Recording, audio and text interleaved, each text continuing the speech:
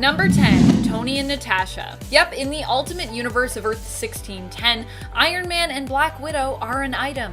But what's worse, Black Widow turns out to be working as a double agent and betrays the team in Ultimates 2. Turns out she was working with the Liberators. This all happens just as Tony and Natasha are preparing to tie the knot. Fortunately, Tony is able to apprehend Natasha, stop her, and turn her over to the authorities, but not before she manages to kill his longtime butler and friend, Jarvis, and get all of Hawkeye's family killed and him captured. Tony finds himself distraught, and matters are made even worse after Black Widow's capture and later on her death, when a very intimate and personal video the two made together is leaked to the public. Yikes. Number 9. Actual Cannibal Hulk. Hulk in the Ultimate Universe was a much more gruesome version of himself. He was depicted as being a lot more violent, even killing people when he went into a rage. However, this is the Ultimate, so even this more violent and uncontrolled take on his character was not enough. Hulk wouldn't just lose control and kill people, he also had a habit of eating the people he killed as well. I mean, I know he's meant to be a monstrous figure even on Earth 616, but it feels like they took it a little too far here. Also, what's up with the Ultimate Universe and cannibalism? That's like a thing that just keeps coming up. Number 8, the one true enemy of the great Charles Xavier. Stairs! It was something that hadn't really been done when it came to defeating Professor X, throwing him down some stairs. But there was also probably a reason for this, because I mean, it's just not a thing that needs to happen in the comics, and yet nothing was considered off the table in Ultimates. This is the moment, by the way, that is featured in our thumbnail for this video, and you might be wondering, hold on, wait a minute, is that Wolverine throwing Charles down the stairs? And fear not, true believer, at least they didn't steep that low. That's actually Mr. Sinister, and yeah, he looks a little different in the Ultimate Universe. If you're like, but where's his cape and the things? And it looks different here. Number 7, Liberators. Okay, so don't get me wrong. I like the idea of the Liberators. It was more the way that this all went down with them in the end, and the way that these international heroes, but villains to the Ultimates, were portrayed. The Liberators were a team of superpowered folks from around the globe who had come together to defeat the Ultimates so as to even the playing field on a global level for the rest of the world. Basically, these characters thought that the USA was becoming too powerful and was messing things up for other countries with their superhero team. This could have been an interesting story, actually, in terms of like global international politics, but instead it just became about how every other country was inferior to the US, with their heroes, the Ultimates, winning the day simply because they were kind of deemed superior. And I'm pretty sure there's a line in there that communicates almost verbatim that sentiment. Number 6, Black Panther is Steve Rogers? There is a time that Black Panther is Steve Rogers in these comics. What went down is that basically Black Panther was recruited to the Ultimates but didn't really want to join the team. I mean, that's a whole other story that is pretty weird and problematic. He was kind of made to join the team against his will. On Nick Fury's orders, Black Panther, however, was also not allowed to leave or ever return to his home and see his family in Wakanda. Steve had been training Black Panther and he felt bad for T'Challa, so he decided to basically take Black Panther's place so that he could return home to visit his family. Temporarily, of course. At least, it seemed as though the sub-in was meant to be something temporary. It was implied in the comics that Black Panther would basically go visit his family for a while, and then he'd return to relieve Steve. That isn't what happened, though, and instead Steve remained as Black Panther until eventually he just went back to being Captain America again, and Black Panther sort of seemingly disappeared off the team without any explanation. He does come back, I think, for one mission, and then he quits. But, yeah, it's also kind of weird that he quits. I guess things changed and he could quit at that point?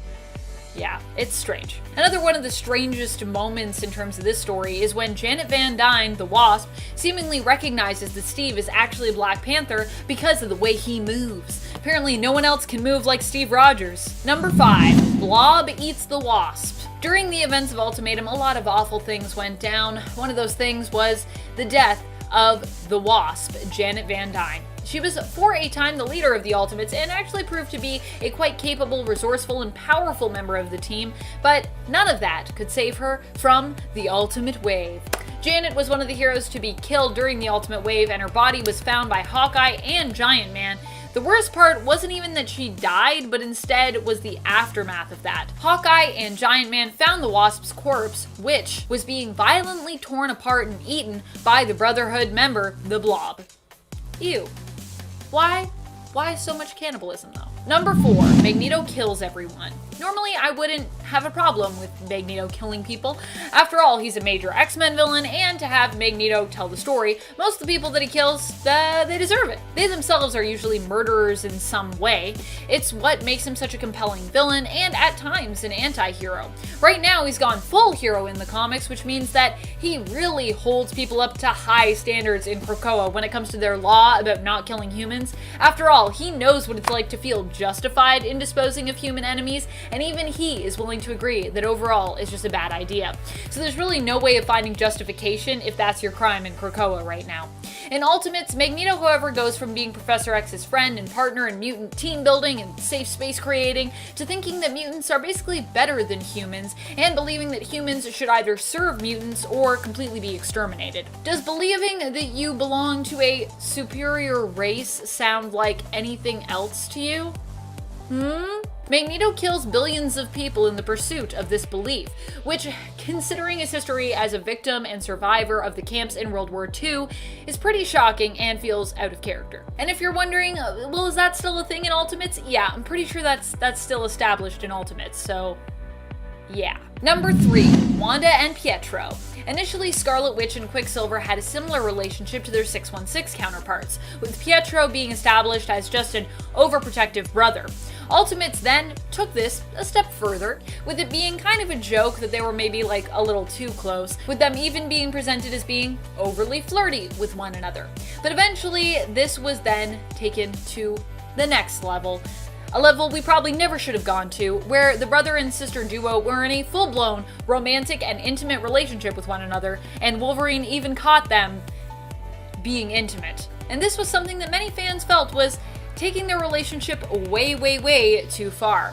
Pietro even is considered a rival when it comes to anyone else competing for Wanda's affections. I love how Earth 1610 was about trying completely different things with characters, and yet the close siblings were simply just like brought too close together. I mean, they could have done something really different with these two and made them like two estranged siblings or people that were like unrelated to each other. That's something that would really be breaking new ground. Like, where's my story where they were like split up at birth and so they like never knew about the other one and then they find their long lost twin?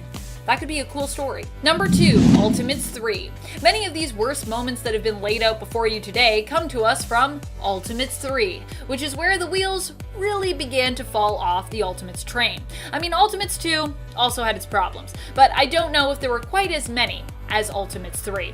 Ultimates would later be relaunched by Jonathan Hickman and Asad Ribish in hope to save it, but the damage had already been done. The line was doomed to die and would die during the incursions, with the worlds colliding and being rolled into one giant ball of fun that we'd come to know as Doom's Battle World. Of course, then later it'd be brought back, so nah. Number 1, Ultimatum. What could possibly be worse than a brother and sister in a romantic relationship and Ultimates 3, where many problematic stories either got worse or got started? How about the thing that simply straight up killed the Ultimate Universe, or at least felt like it tried to? Ultimatum. Ultimatum was the crossover event that caused mass devastation to the universe and the world, wiping out many of the characters that we'd come to know and love, or at the very least tolerate. Jeff Loeb was basically given the green light by Marvel to kill off all characters who were too similar to their Earth 616 counterparts to really shake up the Ultimate Universe. What ended up happening as a result was many people, heroes, and villains dying due to their heads being blown up or torn off, having an overly gruesome and violent end. Then there were deaths that were never even shown of major characters who died in the Ultimate Wave. And finally, there were also tons of characters whose corpses were eaten after or during their death, or who ended up tortured to death. It was just an overly violent mess of an event with death after death, till you became just basically numb to what was going on. Ultimatum is also the event where Magneto decided to basically go nuts and kill billions of people. He would snap Professor X's neck, and then would later have his own head blown off by Cyclops' optic blasts. Like I said, just so many heads being blown off. It makes makes my head want to explode. Number 10, Double Death Peter. I don't actually have any issues with Spider-Man dying. I don't wish Peter Parker ill. I just feel like death is such a finite ending that sometimes it can be nice to have that in stories so that sometimes we can just move forward as opposed to getting stuck on repeat, stuck in a loop. What I take issue with though when it comes to Peter's deaths in Ultimates, because yeah, I feel like he definitely got more than one, was that he was killed off kind of suddenly or unceremoniously, which meant he had to be brought back again to do it right. And then after all that, we also find out that he's pretty much immortal. Granted, this does also help to make his multiple deaths make sense and give us a nice, neat little ending for Peter as he passes the torch to Miles. But still, that first death, woo, it was a doozy. During Ultimatum, it seems as though Spider-Man, after being forced to fight his nightmares, gets caught up in the midst of a huge explosion initiated by an equally frustrated Hulk. Of course, overall, he appears to survive, but it seems that the intention here originally was to kill him, and that this death was simply retconned away. Also, I don't know if it's just me, but like, I really don't like the argument between Kitty and MJ at the beginning. They're like, I love him. Well, I love him too. Oh my goodness, be quiet. I'm all about love, but that's so, I don't know, just something about it just grates me. Don't like it. You couldn't possibly understand how I feel because I love him. No, well, I love him, so you couldn't possibly understand how I feel. Ugh. Number 9, Magneto kills Professor X. While this might not seem like such a strange and unsettling thing, keep in mind that Magneto and Charles are often presented in the comic book world as being opponents, but still being friends. While this might not seem like such a strange and unsettling thing, keep in mind that Magneto and Charles are often presented in the comic book world as being opponents, but still being friends. And here, for a long while, they were actually allies on Earth 1610. History aside though, this death is a brutal one, mostly because of how easy Magneto makes it seem. Magneto kills Charles by simply breaking his neck. He just snaps it. He doesn't even go all magnetism on him, though he does do that at other times in the Ultimate Universe. I don't know what exactly Charles did to deserve his life in this reality. I mean, it's not like he ignored the growing sentience of a training room who also happened to be a mutant when he claimed to be fighting for all mutant rights, right? Oh wait. Well, you know, at least he never lied to the X-Men about it. Oh wait. Number 8, too sexy? Question mark? Is there such a thing? When it comes to the X-Men in this reality, yes, there might just be something as too sexy.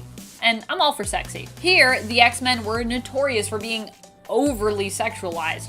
There are a lot of overt sexual moments that happen with our mutants who seem to be weirdly horny a lot of the time. Look, I'm not saying that heroes and villains can't be sexy, or that they can't be sexual. This is comics after all. Sexiness is a big part of the industry and the allure and the history. But even for comics, this feels like a bit much. This also extended beyond X-Men and other characters, with Natasha and Tony's special tape, and Carol and Tony's love-hate relationship that helped them work through some mutual frustration with each other professionally. When it comes to X-Men, we also learned that Wolverine slept with Magneto's wife, Magda, which made people question who Quicksilver and Scarlet Witch's father really was. To add on to that, Wolverine then saw Wanda and Pietro together getting intimate, which is really weird, but it's especially really weird if Wolverine seems to be their dad maybe, or if that's even like a question.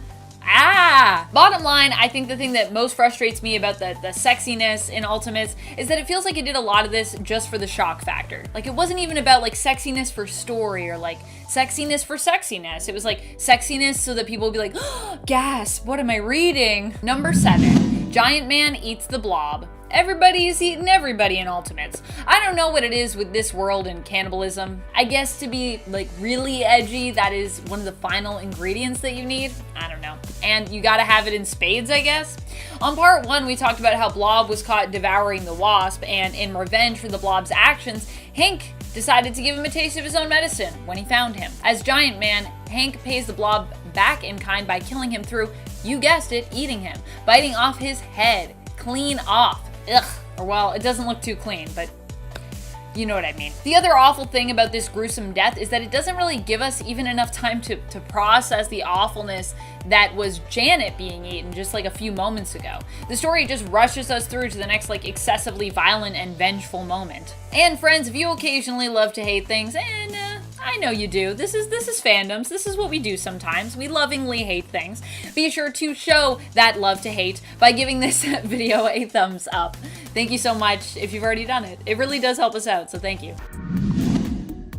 Number 6. Ugly equals evil. That's what Thanos' retcon taught us. Yep. Thanos' backstory was added in detail in the series Thanos Rising, and what many fans were surprised to learn was that his mother was apparently driven mad by her newborn baby's hideous appearance, and because of his appearance, claimed that she needed to kill him. That's pretty terrible. She sensed basically that because he was ugly, he would also be supremely evil. And the really shocking part of this was, of course, that she was right. But also, what the heck? Just because you don't like the look of your baby doesn't mean it should deserve to die. Fortunately, a retcon was later added to fix this when it was changed to it not being the baby's appearance but to a specific deviant gene in the child's genetic code that concerned both of his parents instead. Still, not great, just analyzing your baby's genes and being like, we already know you're gonna be evil. But it's better than it just being about the ugliness in appearance as the pure reason for condemnation, I guess.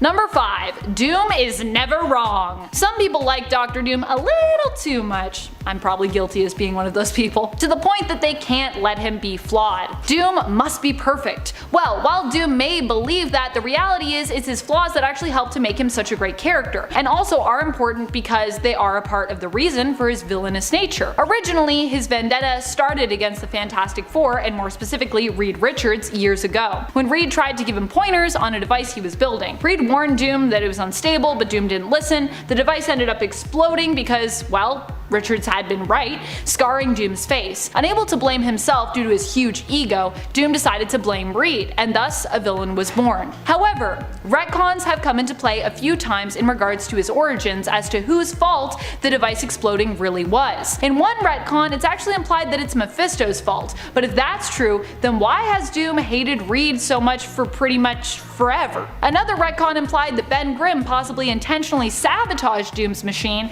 which is an even worse retcon because it makes Grimm, normally a very lovable character, look like a jerk. Both of these retcons help to buff out Doom's flaws at the expense of making his feuds illogical. Number 4. Peter and MJ's marriage never happened. During the story One More Day, Peter made a pact with Mephisto to ensure that his Aunt May would live. Part of this deal was also that people would forget Peter's secret identity, which was currently out in the open. Although it wasn't like a bargain part of the deal, it was just a thing that would happen. But what did Mephisto want in return for this? Peter to never be a hero again? Did he want his soul? No. No, no, no, no, no. He wanted his marriage? Mephisto wanted to take Peter's marriage to MJ. And by that, I don't mean that he wanted himself to marry MJ, which would actually make, in a weird turn of events, more sense. I mean, he wanted to make it so that their marriage never existed. This was such a strange request that many were left speechless when Peter agreed, and this actually happened. What was likely really going on is that Marvel no longer wanted Peter to be married. Or Joe Quesada never wanted Peter to get married in the first place. They wanted to return to the days when Peter was flying free and single, so this story happened to erase it.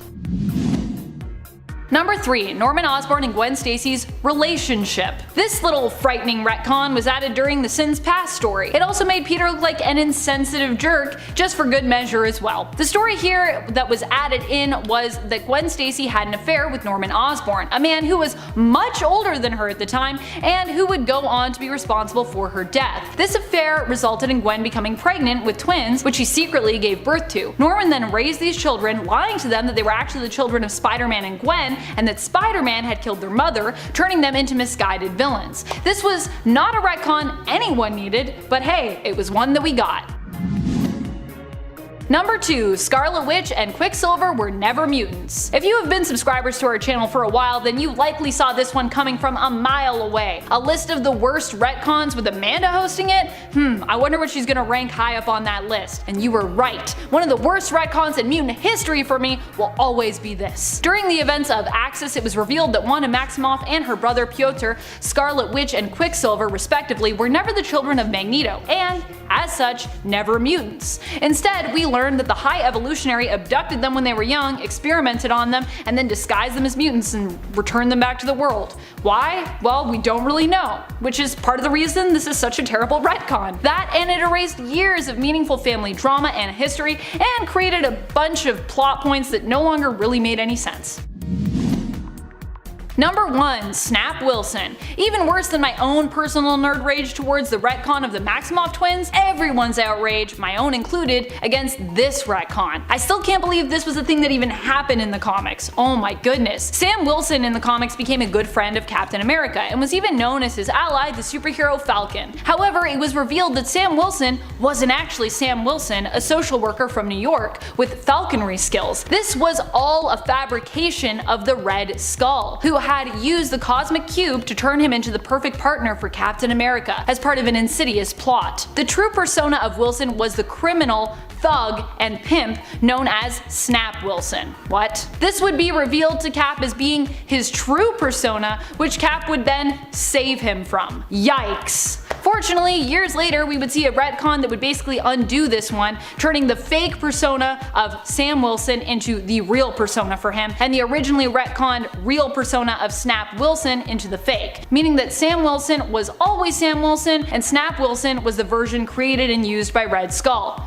Whew, thank goodness. Number 10. Black Widow and Iron Man. A change in the Ultimate Universe that actually made sense in my head for some reason was the relationship between Tony Stark and Black Widow. Shortly after Iron Man joined the S.H.I.E.L.D.-sponsored Ultimates team, he and Natalia Romanova struck up their relationship, and it went so far the two eventually got engaged, with Tony even giving Black Widow her own nanite-controlled suit of armor, which did look really cool by the way. But the happy couple didn't last too long, as it turned out that Natalia was actually a traitor, working for the Liberators, which is a whole other thing we could talk about. After she turned on Tony, she managed to end the life of his longtime butler and close friend Jarvis. Kind of an unredeemable act there. So it didn't feel so bad when Tony used the nanites inside Natalia's body, the ones used to control that fancy new armor, to paralyze her and steal information from her brain about the Liberators and her betrayal. And then he knocks her unconscious with a wine bottle, giving her brain damage. There was also this whole raunchy video that got leaked of the two, which just felt completely random to me, but hey, it happens. Number 9. Black Panther. A lot of stuff in the Ultimate Universe I can look past, but I gotta say I don't like what they did to Black Panther here. You see, in the Ultimate Universe, T'Challa Udaku, the youngest son of King T'Chaka, when he became jealous of his older brother M'Baku, who was set to take on the Panther Trials, T'Challa decided to secretly go do it himself. What are the Panther Trials? Well, it basically involves hunting and defeating an actual panther in combat. So yeah, the young T'Challa ain't ready for that kind of thing,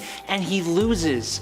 Badly, with the panther actually tearing out T'Challa's throat. Being brought back to Wakanda, he undergoes 16 hours of surgery, and even then, the supposedly super advanced nation is not able to save him. So of course, they turn to the United States of America. Specifically, they turn to the super reliable Weapon X program. Now, Weapon X is able to save T'Challa, minus his vocal cords, but similar to Wolverine, they give him mutant abilities that enhance his strength, speed, stamina, agility, night vision, and they even give him retractable bone claws, and then give him the title of Black Panther. He is then put under the control of Nick Fury, who refuses to let him go back to Wakanda, makes him the property of the United States, and has him trained under Captain America. Now there is more to this story, but taking the awesome culture-rich Wakandan hero and making him a sort of Wolverine clone who can't speak and is the property of the United States government just kinda feels wrong, man. Number 8. Victor Von What? This point is going to cover one very small thing. For the ultimate version of Doctor Doom, I honestly don't have much issue with the changes they implemented. The metal skin, the goat legs, the backstory change, even what they did to his kingdom, it's alright, I guess, for me. One thing I cannot abide is changing his last name to have him seemingly related to a real-world action star. Victor Van Damme? Van Damme? Why? Who do these buffoons think they are? Sorry, I'm getting a little worked up here. He was also way more of a petty character than he was an extremely dangerous villain. Luckily, that changed slightly before the Ultimate run came to an end, but the damage was done. Let's just move on. Number 7. Blue Goo. Maybe this is more just really weird as opposed to a horrible moment, but thanks to sci-fi writer Orson Scott Card of Ender's Game fame, we got a version of Iron Man who, due to a virus that led to the passing of his mother and affected Tony upon his birth, lives in constant pain unless he's coated in this really strange blue goo created by his father, which was developed as a sort of bio armor. It does the trick, but it's still rather odd, and fans were not fans of this change. Personally, I think a lot of the changes made to Iron Man's backstory in the Ultimate Universe were really interesting, and it was different from 616, which made it fun, but the blue skin was an interesting choice to say the least. This point is a little unfair as Marvel decided to retcon this out of his history, but that don't change the fact that it did indeed happen, and it was rather strange too. Moving on to number 6, Avengers issue 200. Avengers issue 200 was supposed to be a very special issue. Anytime a series hits a number like that, it is an accolade to be celebrated. But Avengers issue 200 had been clouded by controversy. It was the story in which Carol Danvers, Ms. Marvel at the time, was abducted and raped and impregnated by Marcus Immortus. All for her to give birth to a son who was just Marcus Immortus reincarnated so he could have a body on Earth and escape an alternate dimension. Yeah, it's some f***ed up stuff, my dudes. And what did the Avengers do? Nothing. Literally nothing. Carol clearly needed help, but all they thought was that she was in love with Marcus, who states that he brainwashed her. Like, blatantly. It's really messed up and something that writers like Chris Claremont actively sought to fix when they were writing Carol's character moving forward, specifically with Chris in Uncanny X-Men and other titles. Moving on to number 5, Secret Wars 2. The first Secret Wars story event is often considered to be one of Marvel's best. Its successor, Secret Wars 2, is often considered to be one of their worst. It's incredibly convoluted. Released between 1985 and 1986, it was a direct follow-up to Secret Wars, which, by the way, began as a marketing scheme to sell action figures, but was just so well written that people didn't care. Marvel made a lot of money off of it. Just take my money. But because of how successful it was, a sequel was immediately thrown into production. And it was not good. It brought back the Beyonder, who decides to visit Earth in a search for enlightenment, and conflict ensues. And the worst part is, the Beyonder's motives seem really unclear, making it for a major letdown compared to its predecessor. Moving on to number 4, Axis. Axis, which came out in 2014, was a tie-in that followed Red Skull's attempts to harness the ability of the world's most powerful telepath, Charles Xavier. He would manipulate him into becoming Onslaught, a dude who we will be discussing later on our list, and sought to enslave thoughts, create an army, and broadcast messages of hate all across the globe. Just a typical day in the office for Red Skull, right? In addition to that, every character's moral alignment is flipped, meaning that the good guys became bad guys and villains became heroes. The goal with Axis was to flip the Marvel Universe upside down, to shake things up. Characters lost their distinct voices though. It became really muddled. And the ending was just a bit of a bummer, and it got a lot of heat for ruining many beloved characters. Speaking of which, in at number 3, The Crossing. The Crossing was a 90s story arc that threatened to completely ruin Iron Man Tony Stark. In it, we learn that Tony has actually been working for Kang the Conqueror secretly for years now. Wait, why does this sound familiar? Did Secret Empire just kind of rip off one of Marvel's most terrible story arcs? Well, you guys be the judge of that. Anywho, a bunch of people get murdered, a mysterious time portal appears in the Avengers mansion, and a young Tony Stark is brought to the future to fight present evil Tony Stark, and ends up taking over the mantle afterwards when evil Tony Stark is dead and dealt with.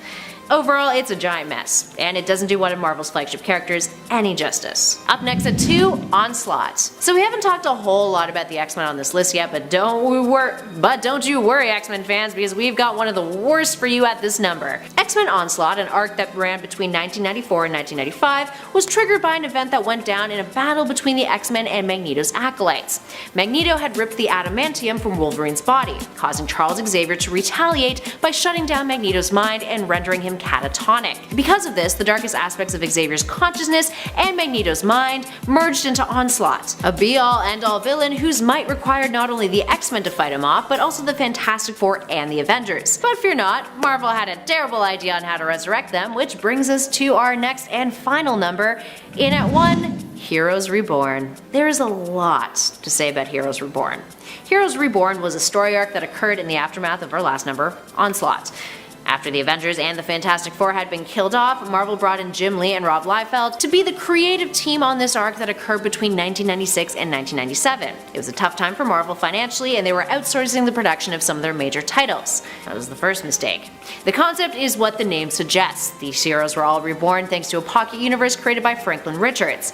They were oblivious to what had happened to them, and many of their histories and origins were revised in ways that fans did not like. It's one thing to do that in an alternate timeline like the Ultimate Universe, but to completely crap on years of history, well, that's not really going to have the best perceptions from your readers. Oh, but perhaps worst of all was the artwork. The artwork is absolute garbage. Captain America has a fridge for a chest. And don't get me started on the hands and feet. Ugh. Number 10, Perma Gray. Or, well, mostly. Hulk would appear to be green a few times in the comics, but for the most part, he was always gray here. Apparently, he was green a few times for some reason that was it was never really deeply delved into. It only happened once or twice in the universe, but it would later be established that gray was supposed to be the Hulk's coloring. I feel like they made him gray to denote a sort of shift in this Hulk's mentality and persona from 616's, and also to make him even more different in appearance than his 616 counterpart, as 616 Hulk is more often than not green, though he has also been gray from time to time. Super Soldier Serum. Bruce Banner was one of the scientists tasked with attempting to recreate the Super Soldier formula. Worried the credit would be kept from him, but also believing he had actually managed to recreate the serum, he decided to test it on himself. The result was that he was transformed into the beast that we come to know as the Hulk. So he didn't quite nail it. But he did manage to create a serum that would make a person unstoppably strong. However, because of the fact that he was now part man, part monster, he would end up being apprehended and even arrested by S.H.I.E.L.D. Although at least he wasn't fully part monster yet. And friends, before we move on to the next spot, if you are loving this list and you want more lists about the Ultimate Universe, be sure to show us some love by giving this video a thumbs up. Number 8, Hulk Serum. Ultimate Hulk would also require the Hulk Serum to even be able to transform. In fact, this at one point is used as an offhand explanation for why he has been occasionally green in appearance in the comics. It apparently had something to do with those batches of serum that Bruce Banner was using to transform, and that's like what made him green. I don't know, I guess he put some green dye in there or something. And in order for Banner to become Hulk at all, he would need the serum, which of course sometimes turned him green, but mostly still turned him gray. He would need the serum for the transformation, that is, until he mixed together the Hulk serum with the Super Soldier Serum, which S.H.I.E.L.D. now had after uncovering Steve Rogers and extracting it from his blood. Consuming a version of those two serums blended together meant that Bruce Banner's DNA was permanently altered, meaning that he would no longer need the serum to Hulk out in the future, which was maybe not great for him. Number 7, Times Square Massacre. Bruce Banner combining the serums together would not only alter his DNA, but result in a massacre that he would be held responsible for. The Ultimates had been getting bad press lately, and Bruce saw an opportunity to help the team out as a fellow ally and scientific, though not field-oriented team member. Only S.H.I.E.L.D. knew his secret that he was both Bruce Banner and the monster known as the Hulk, so he decided to unleash the Hulk on the world to give the Ultimates a villain that they could beat. However, this ended up being a not great plan. Bruce was also jealous of Freddie Prinze Jr. at the time, who was currently out on a date with his then ex, Betty Ross, and also in his Hulk form ended up unleashing that frustration. So enacting his plan here resulted in the death of hundreds of people. Later, when his secret was leaked and the world found out who the Hulk, or should I say, who Bruce really was, S.H.I.E.L.D. had no choice but to put him on trial for his crimes. He was actually found guilty and sentenced to death, which they intended to follow through with by dropping a nuclear bomb on Banner. Transforming into the Hulk, however, would prevent Banner from dying there, and both he and Hulk would thereby survive that death sentence. Number 6, no consequences for Iron Man. There was a time in the comics when Iron Man was a very bad dude. I mean, there's been a few times actually when he's been a really bad dude, but what I'm talking about here is following the events of Axis, when after being accidentally turned evil, Tony Stark worked hard to make sure his alignment was not reversed. He managed to stay as one of the few permanently flipped characters and did a lot of very bad things afterwards as a result, but tried to initially play it off like he was actually the good Tony, but he wasn't. In the end, Tony would be forced to wipe his mind to protect secrets from Norman Osborn, who was put in charge after S.H.I.E.L.D. had disbanded. Tony would be able to recover from this catatonic state through recovering an older backup of his mind, one that fortunately didn't come with, any of the knowledge of his evil deeds, because it was like from before, which meant no consequences for Tony, no guilty conscience, and even readers couldn't blame him for his actions back then because technically this was, in essence, good old Tony again. This wasn't like evil Tony. There was none of that in his mind. Not fair. Just because we love Iron Man in the MCU doesn't mean that Tony gets off the hook. Number 5, Hank Pym's mental illness. All because there was no time for re-edits, Hank Pym would end up becoming known as a mentally unstable man who hurt his wife, Janet Van Dyne. But although I agree with the Avengers that Hank was no longer a good fit for the team at that time, what I disagree with was the implication that came along with this whole instance. Hank Pym, even before this incident, has been known as a man who is not mentally stable. He had multiple personalities and had actually sort of kidnapped Janet while proposing to her. When his first wife was killed, he had a mental breakdown. Years later, Hank Pym would actually diagnose himself with bipolar disorder. But the most upsetting thing with Hank Pym isn't that he's mentally ill, or really that he hurt Janet, although obviously that's not good.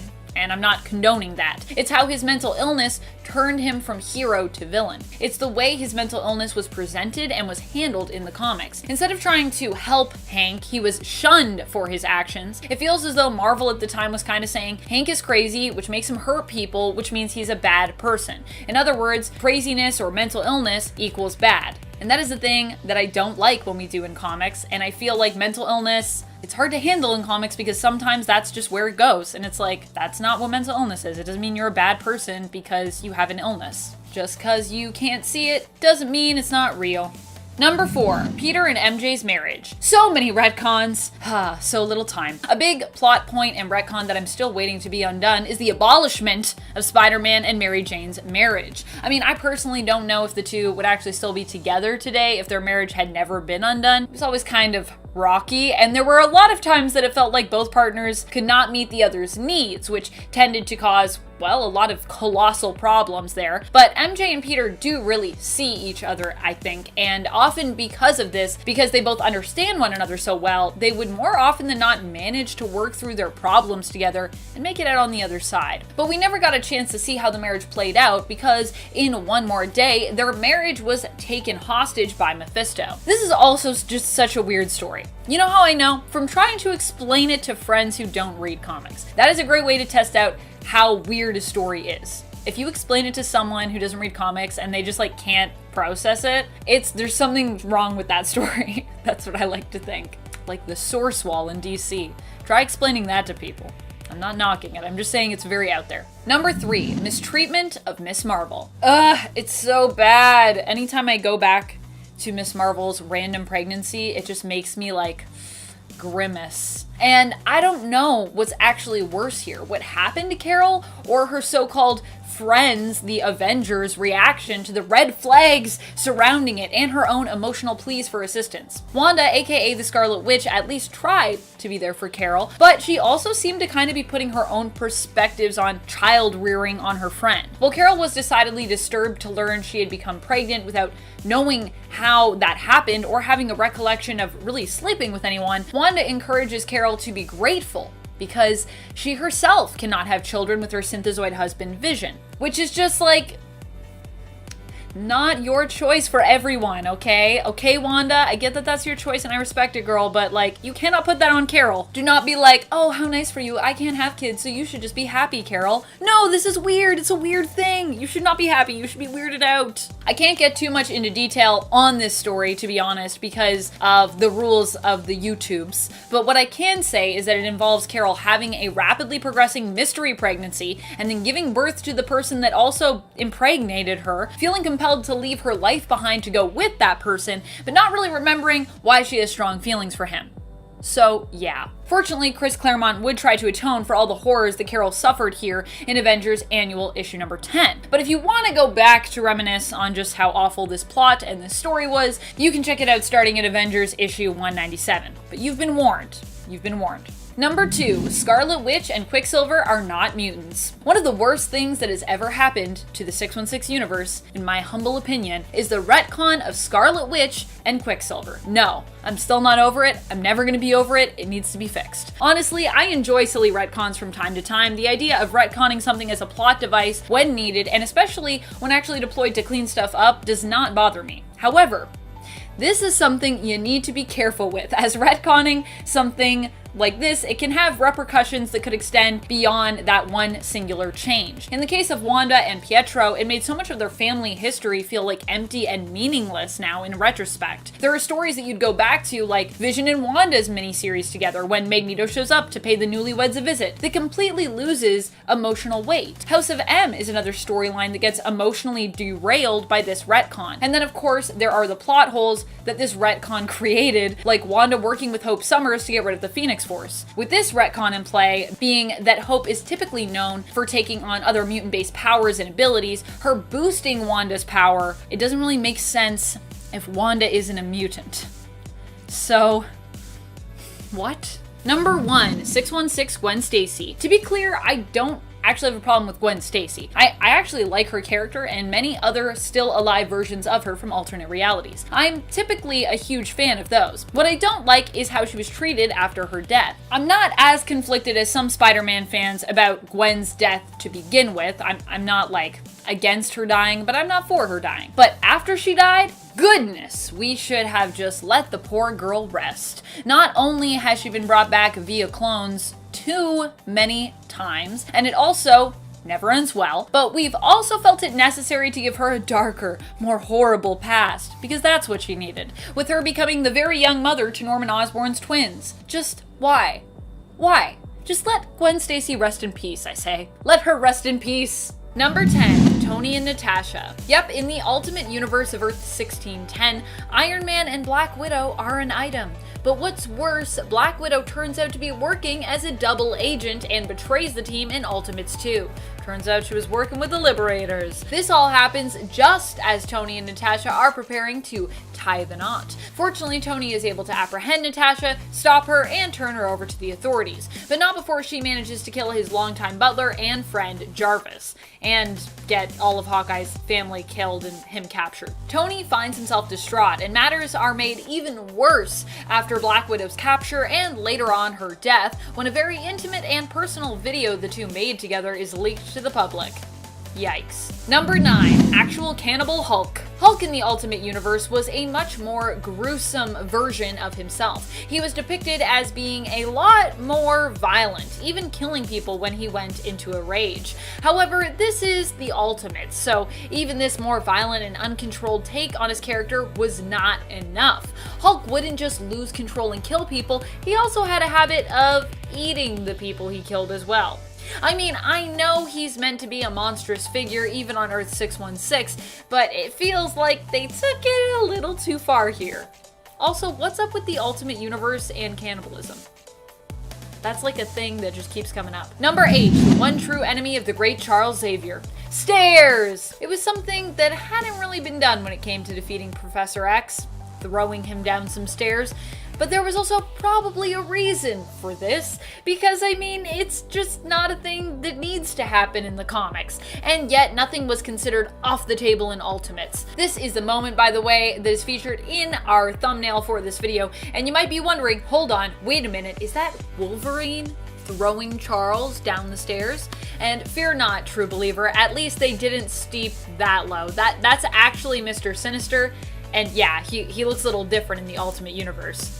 If you're like, but where's his cape and the things? And he looks different here. Number 7, Liberators. Okay, so don't get me wrong. I like the idea of the Liberators. It was more the way that this all went down with them in the end, and the way that these international heroes, but villains to the Ultimates, were portrayed. The Liberators were a team of superpowered folks from around the globe who had come together to defeat the Ultimates so as to even the playing field on a global level for the rest of the world. Basically, these characters thought that the USA was becoming too powerful and was messing things up for other countries with their superhero team. This could have been an interesting story, actually, in terms of like global, international politics, but instead it just became about how every other country was inferior to the US, with their heroes, the Ultimates, winning the day simply because they were kind of deemed superior. And I'm pretty sure there's a line in there that communicates almost verbatim that sentiment. Number 6. Black Panther is Steve Rogers? There is a time that Black Panther is Steve Rogers in these comics. What went down is that basically Black Panther was recruited to the Ultimates but didn't really want to join the team. I mean, that's a whole other story that is pretty weird and problematic. He was kind of made to join the team against his will. On Nick Fury's orders, Black Panther, however, was also not allowed to leave or ever return to his home and see his family in Wakanda. Steve had been training Black Panther and he felt bad for T'Challa, so he decided to basically take Black Panther's place so that he could return home to visit his family. Temporarily, of course. At least, it seemed as though the sub-in was meant to be something temporary. It was implied in the comics that Black Panther would basically go visit his family for a while, and then he'd return to relieve Steve.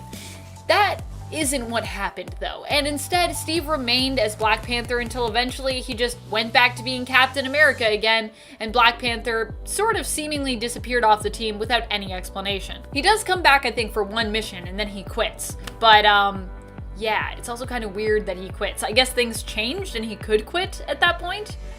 Yeah, it's strange. Another one of the strangest moments in terms of this story is when Janet Van Dyne, the Wasp, seemingly recognizes that Steve is actually Black Panther because of the way he moves. Apparently no one else can move like Steve Rogers. Number 5. Blob eats the Wasp. During the events of Ultimatum, a lot of awful things went down. One of those things was the death of the Wasp, Janet Van Dyne. She was for a time the leader of the Ultimates and actually proved to be a quite capable, resourceful, and powerful member of the team, but none of that could save her from the Ultimate Wave.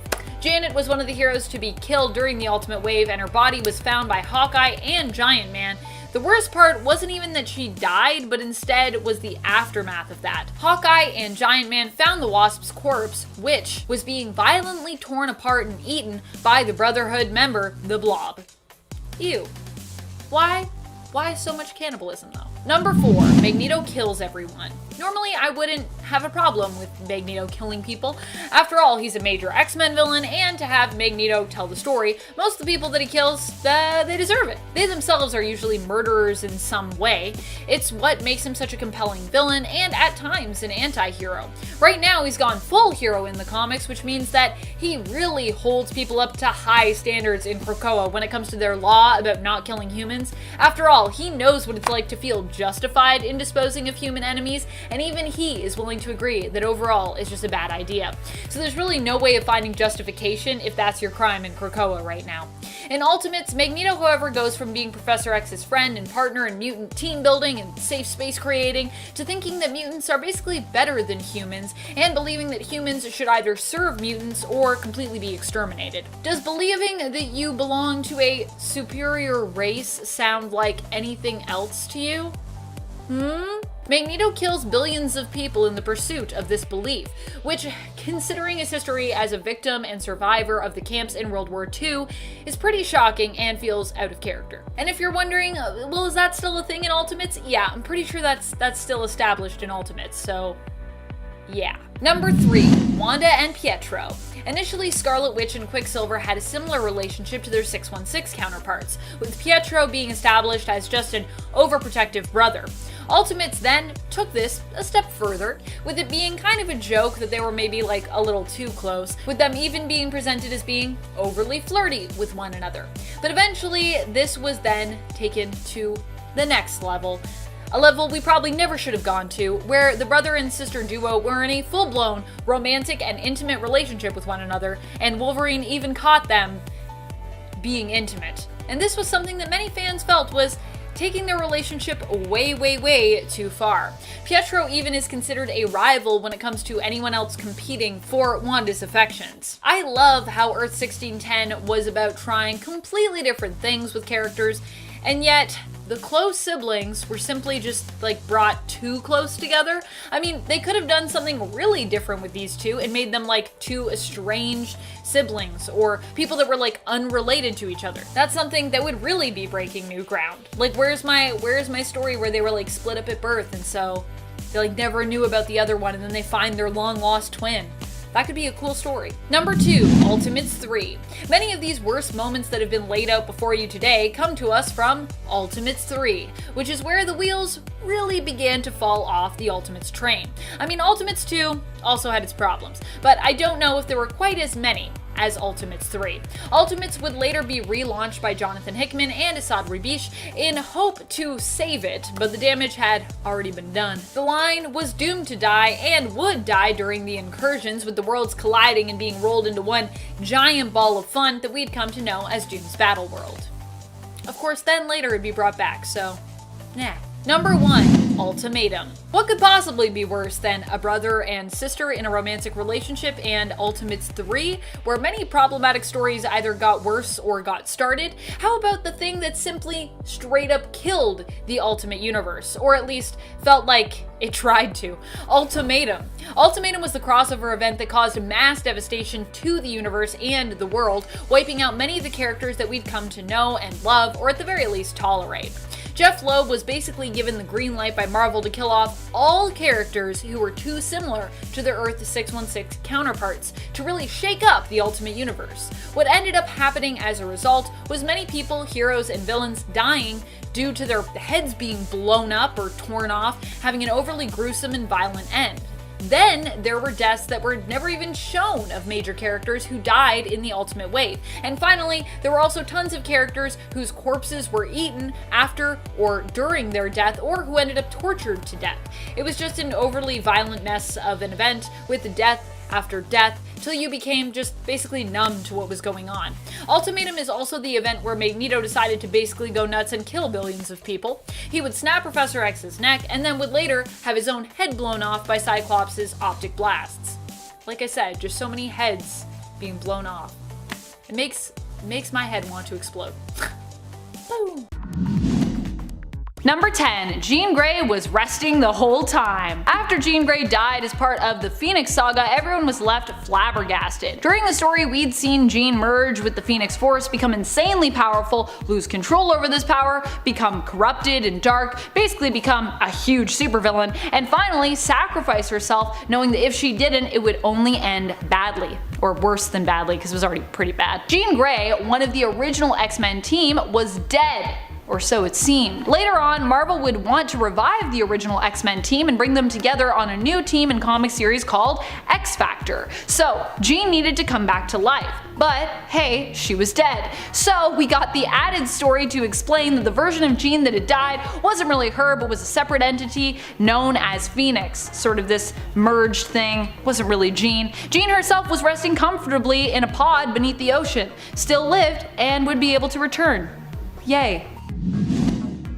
Number 9. Tony Stark was adopted. Yep, that's the thing that happened. I'm just wondering if this one will show up in the Marvel Cinematic Universe. I can't deny that if we get an Arno as a result, an Arno Stark, I would actually not be too upset with that, even though this retcon's pretty weird. The reason this retcon was such a terrible retcon for Tony was that his parents and their loss always remained a great catalyst and huge emotional plot point for him. Now, of course, just because he was adopted doesn't mean that he can't still love his parents as much as he did, and still be as emotionally affected by their death. That's not what I'm saying. But his parents also had a naturally born son that they hid from Tony, who was born before they adopted Tony, and he also didn't know that he was even adopted. Also, there were aliens and alien tech involved in Arno's birth, which explains why this all had to be a secret, but also it's just a lot. All in all, this revelation greatly changed the way Tony saw his parents and made their relationship more complex. And I don't know if either of those things needed to happen.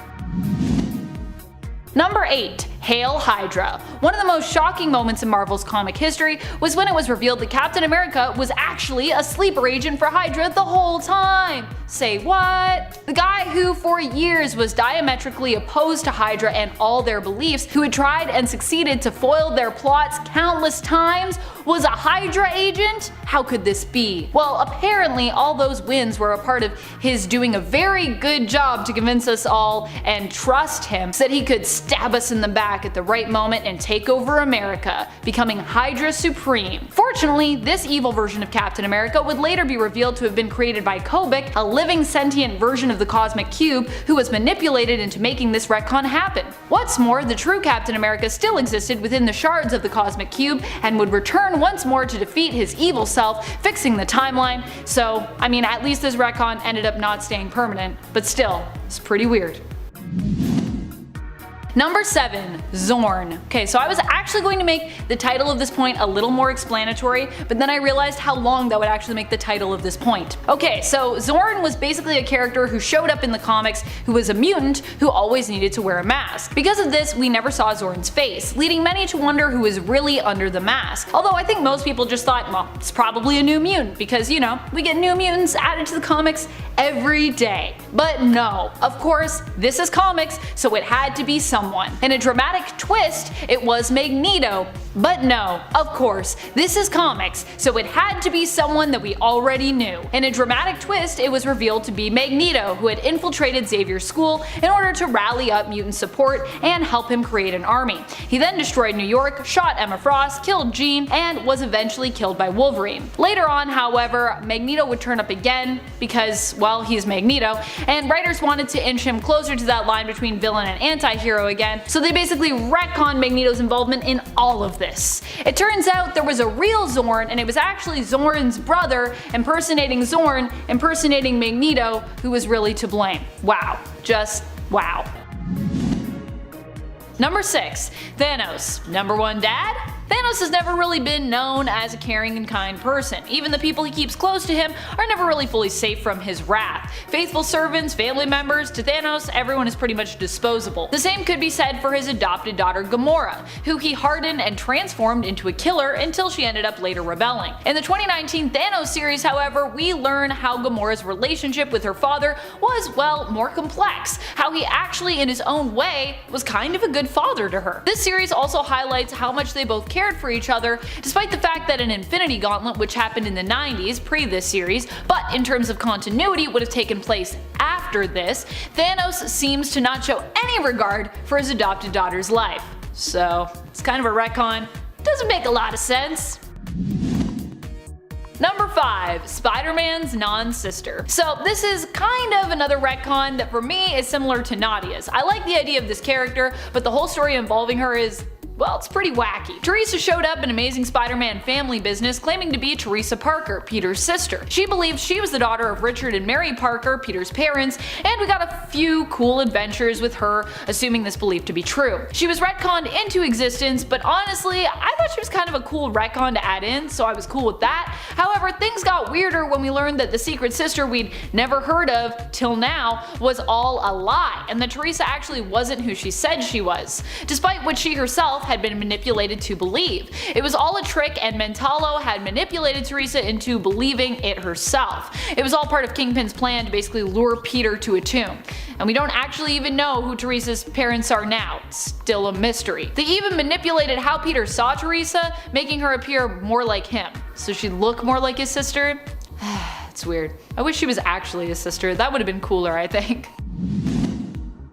Number 4. Spider Destiny. Now you know me, I love the Spider-Verse, I love spider totems, but not all fans share my bizarre obsession with the Spider-Verse and Spider-Geddon stories and the villains known as the Inheritors. I swear I'm like the only person that really loves the Inheritors. If you also love them, let me know in the comments. Show yourselves. With these stories came a pretty huge retcon, which basically implied via learning about the Great Web and the spider totems placed within it that every spider, man, or person had a kind of destiny to become that spider person. In other words, Peter Parker didn't have a freak accident, he was actually destined to become Spider-Man. It was fate! Many fans were not a fan of this change to his origins, as they felt it detracted from what makes Peter Parker so appealing, that he's just an average kid who got a freak spider bite that gave him powers, as opposed to it being all ordained. Number 3. Kang. Sometimes we talk about retcons that are ridiculous because they hurt the overall story. Other times there are retcons that feel like they don't really need to happen, and then there are those that just cause more confusion than really necessary. That's sort of the case with Kang. Kang the Conqueror was a villain who was first introduced in Avengers issue 8 in 1964. He is known for being a time-traveling villain who enjoys sitting and floating around while menacing other people. As time went on, however, we'd come to discover due to the fact that he's a time traveler, the Kang was actually a bunch of other people, including Immortus and even Iron Lad. While these retcons were sometimes interesting, they don't really add much to his story, and at this point Kang being revealed as just about anyone is so old hat, it's kind of lost its shock value as well. Now we're gonna get him in the MCU. I don't know what that's gonna be like. Could be weird, could be great. Number 2, Aunt May's death. Remember when Aunt May died, but it wasn't really Aunt May but an actress who had actually died while impersonating Aunt May?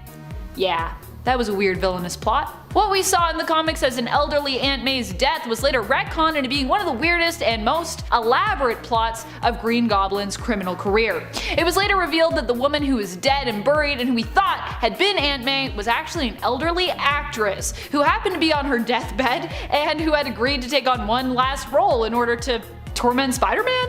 Prove how great of an actress she was? Her motives are pretty foggy. Maybe Green Goblin agreed to pay any surviving relatives of hers a ton of cash?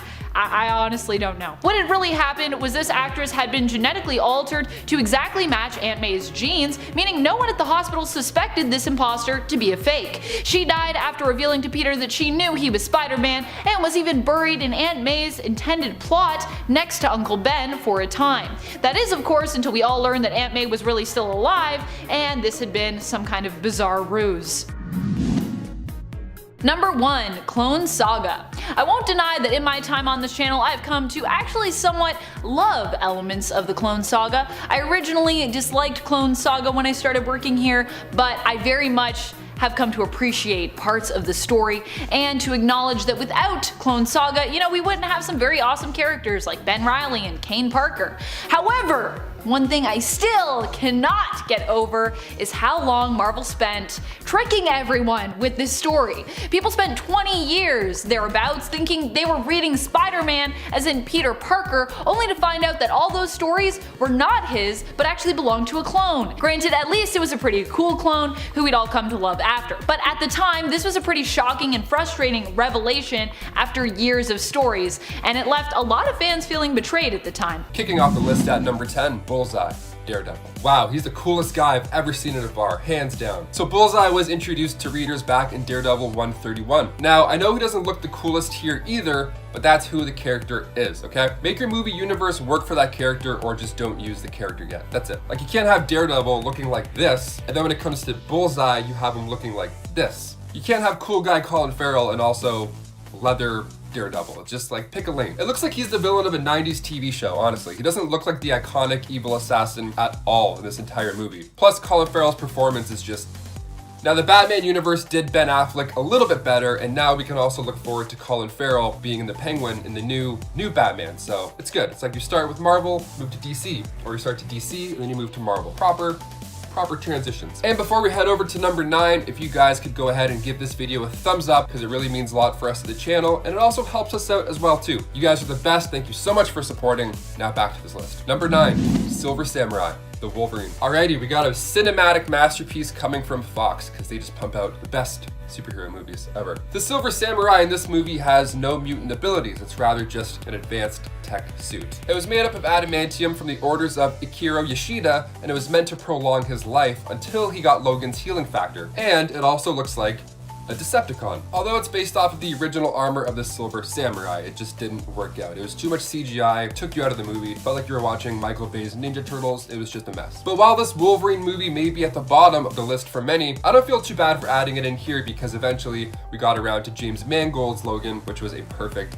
send-off for the character. So far, there's only a couple of Fox characters that have been redeemed. Wolverine and some other mutant that I'm going to mention definitely later on in this list. Number 8, Vision, Avengers Age of Ultron. So with WandaVision episodes dropping weekly, we're getting to see Marvel have another crack at suiting up their power couple. We've seen a sneak peek now for their original comic book look that's going to come up in a future episode. Okay, cool, that's going to be amazing. So now it's only fair to revisit Marvel's first attempt at Vision. Age of Ultron was released in 2015 and comic book fans were delighted to see the creation of Vision in this movie. But unfortunately, it looked like another CGI android and not anything close to what made him pop and unique in the comics. So while some characters like Hawkeye have to look more military based because that's part of this arc for this universe that they're building all these stories in, he's more of a military character. It would make sense that he doesn't jump right into the purple onesie off the bat. But Vision could have looked anyway. He didn't have to be as grounded and realistic as Hawkeye did in the story. They could have had way more fun with him, which is something WandaVision is finally doing now. And even the solo Hawkeye show that's coming to Disney Plus is kind of leaning into more fun costume-wise. So we can look forward to seeing that in the future. See, things get better for Marvel. They start off a little bit choppy and then they're like, oh, let's throw in some purple. Let's throw in some green. Number 7, the Rhino. The Amazing Spider-Man 2. Okay, the Spider-Man almost trilogy with Andrew Garfield. Here we go. So we got to see the introduction to Rhino, played by Paul Giamatti, which is a wild sentence to say out loud. So the popular villain made his debut in Amazing Spider-Man issue 41 back in 1966. And fans were pumped to see this movie possibly lead us to a Sinister Six movie. And it was coming. So this strange gentleman throughout the movie who is assembling this sinister crew asked Alexei to pilot this exosuit. Now at the beginning of this movie, we had seen him trying to hijack an Oscorp van containing vials of plutonium. Now of course this was Spidey's cool first fight scene of the movie, so he took him down with ease, throwing in left hooks and quips, eventually leaving him literally standing there with his pants down. And then at the end of this film, because you know he's only in the opening scene and the ending scene forever, that's all the Rhino we have now until they redo him again, but they're not gonna bring him back for sure. This is a hard character to do, and it didn't really work out in this movie in any way. Yeah, like imagine if he joined Jamie Foxx's Electro coming into the MCU in the next Spider-Man movie. Like if he appeared there, he'd get his ass kicked. Like Mark 1 could take this guy. Now I understand you need to make it again more realistic for a live action movie, but this just wasn't it. Number 6, Apocalypse. X-Men Apocalypse. He made his first full comic book appearance in X-Factor issue 5. He's the big, brooding villain of the Marvel Universe, or one of them at least. And after the success of X-Men Days of Future Past, this movie was hyped up. The first mutant, near omnipotent superpowers, this guy is the big bad we've been waiting for in the X-Men universe. And the results were boring dialogue. The costume ended up looking like the sticky dude from Power Rangers movie. Ivan Ooze. Yeah, Ivan Ooze was the villain. Hi, can I get 4 tickets to X-Men Ivan Ooze? Thanks, debit. To be honest, I'd rather just watch Oscar Isaac act as a person, because it's usually pretty good. Ex Machina was an amazing performance. This movie just felt like a superhero movie with a budget every time I looked at him. And also, the guy's barely in the movie. Like, for the main villain, for Apocalypse in a live-action X-Men film, we got to see him for less than 20 minutes in total. Number 5, The Thing. Fantastic Four. 2015, very important number. The Fantastic Four movies are on here more than once and for good reason. Okay, so we head over now to the reboot that didn't do well at all. It was directed by Josh Trank, released in 2015, and is currently sitting at a 9% on Rotten Tomatoes. Also, the other Fantastic Four movies before this reboot didn't get the best of reviews. I mean, sure, they were made long before the MCU was established, so there's not much to compare, but they were fun at the time. I mean, I remember having a good time in theaters. I don't remember having a bad time in theaters like I did with this Fantastic Four movie. But with John Watts attached to take a swing at the franchise yet again, we have a little bit of hope. He brought Spider-Man back to life and did such a good job. So as soon as he announced that he was doing Fantastic Four, I think we're good. I think we're finally past the uglies and now we're gonna get into the goods. But let's look now at one of the many things that made this movie bomb. And for me, it was character design. It didn't work. It didn't pull me in at all. I didn't care about any of these characters. I didn't care about the Fantastic Four. That's insane. Like The Thing, he's a super rock monster with a literal heart of gold. His first appearance is fun. He's a fun major character. Keyword here is fun. In 2011, The Thing ranked 18th in the top 100 comic book heroes, and we still haven't really seen any movie do him justice properly. For starters, at least the version that Michael Chiklis played had an actual actor under the suit. We had an actual human to relate to in some way or another. Number 4, Doctor Doom, Fantastic Four 2015. And now we got number 4, same movie. Let's do it. While we're at it, I gotta bring up Doctor Doom from the same movie. Perhaps even worse than how bad The Thing looked, we have our main villain. Also, one of the biggest Marvel villains ever, of all time. Victor Von Doom was played by Toby Kebbell, who I'm a big fan of. His motion capture work for the Planet of the Apes movies were amazing. He's a fantastic actor. So dare I say, I was looking forward to seeing this movie in theaters. In the early 2000s franchise, we almost got him. We almost got Doctor Doom. We kind of got a comic book look and feel a little bit. But even so, this was a watered down version of the character as a whole. Like, he's not a king yet. And the reboot back in 2015, when the first look of Doctor Doom was leaked, we couldn't even believe it. We thought it was fake. We were confused and kind of worried, but then, you know, maybe a little CGI will kind of clean him up a bit, maybe some post-production, maybe we'll have a good Doctor Doom, right? We'll get him next time, boys. Number 3, Venom, Spider-Man 3. The Tobey Maguire Spider-Man movies have a special place in my soul, in my heart. They're a big part of my childhood. I remember seeing Spider-Man 2 in theaters, and I remember having the best time. It rocked my world. And then the third one came out. So we got to see Venom come to life in the form of Topher Grace. This movie also just had a villain problem to begin with, not necessarily just Venom. We got a new Goblin, Harry Osborn, Flint Marko as the Sandman, and Eddie Brock as Venom. On paper, this sounds like a great Spider-Man sequel. Sounds like a lot of fun, but it wasn't. Why is that? Well, part of the problem was that the studio was pushing director Sam Raimi to include Venom in the plot, when even he didn't want to. He wanted to complete Harry's arc, boom, which he did, and he wanted to have a new wild villain that makes a blockbuster pop like Sandman, and then he originally wanted to have the Vulture in there as well as a third villain. He said Venom's lack of humanity wouldn't work with the existing story and universe. Yeah, absolutely. Venom looks bad in this movie. He just looks like Topher Grace in a suit with messed up teeth. It doesn't feel remotely close to being a powerful symbiote, and also because Raimi had to throw Venom in the plot, we also had to see a new look for Spider-Man, which was the black suit, which was cool. The black suit's a nice little nod to the old comics. It's cool, it makes him stronger. He likes the suit, it feels good on him. Awesome, we love to see it. But that meant we also got to see a new Peter Parker as well, which we didn't want to see.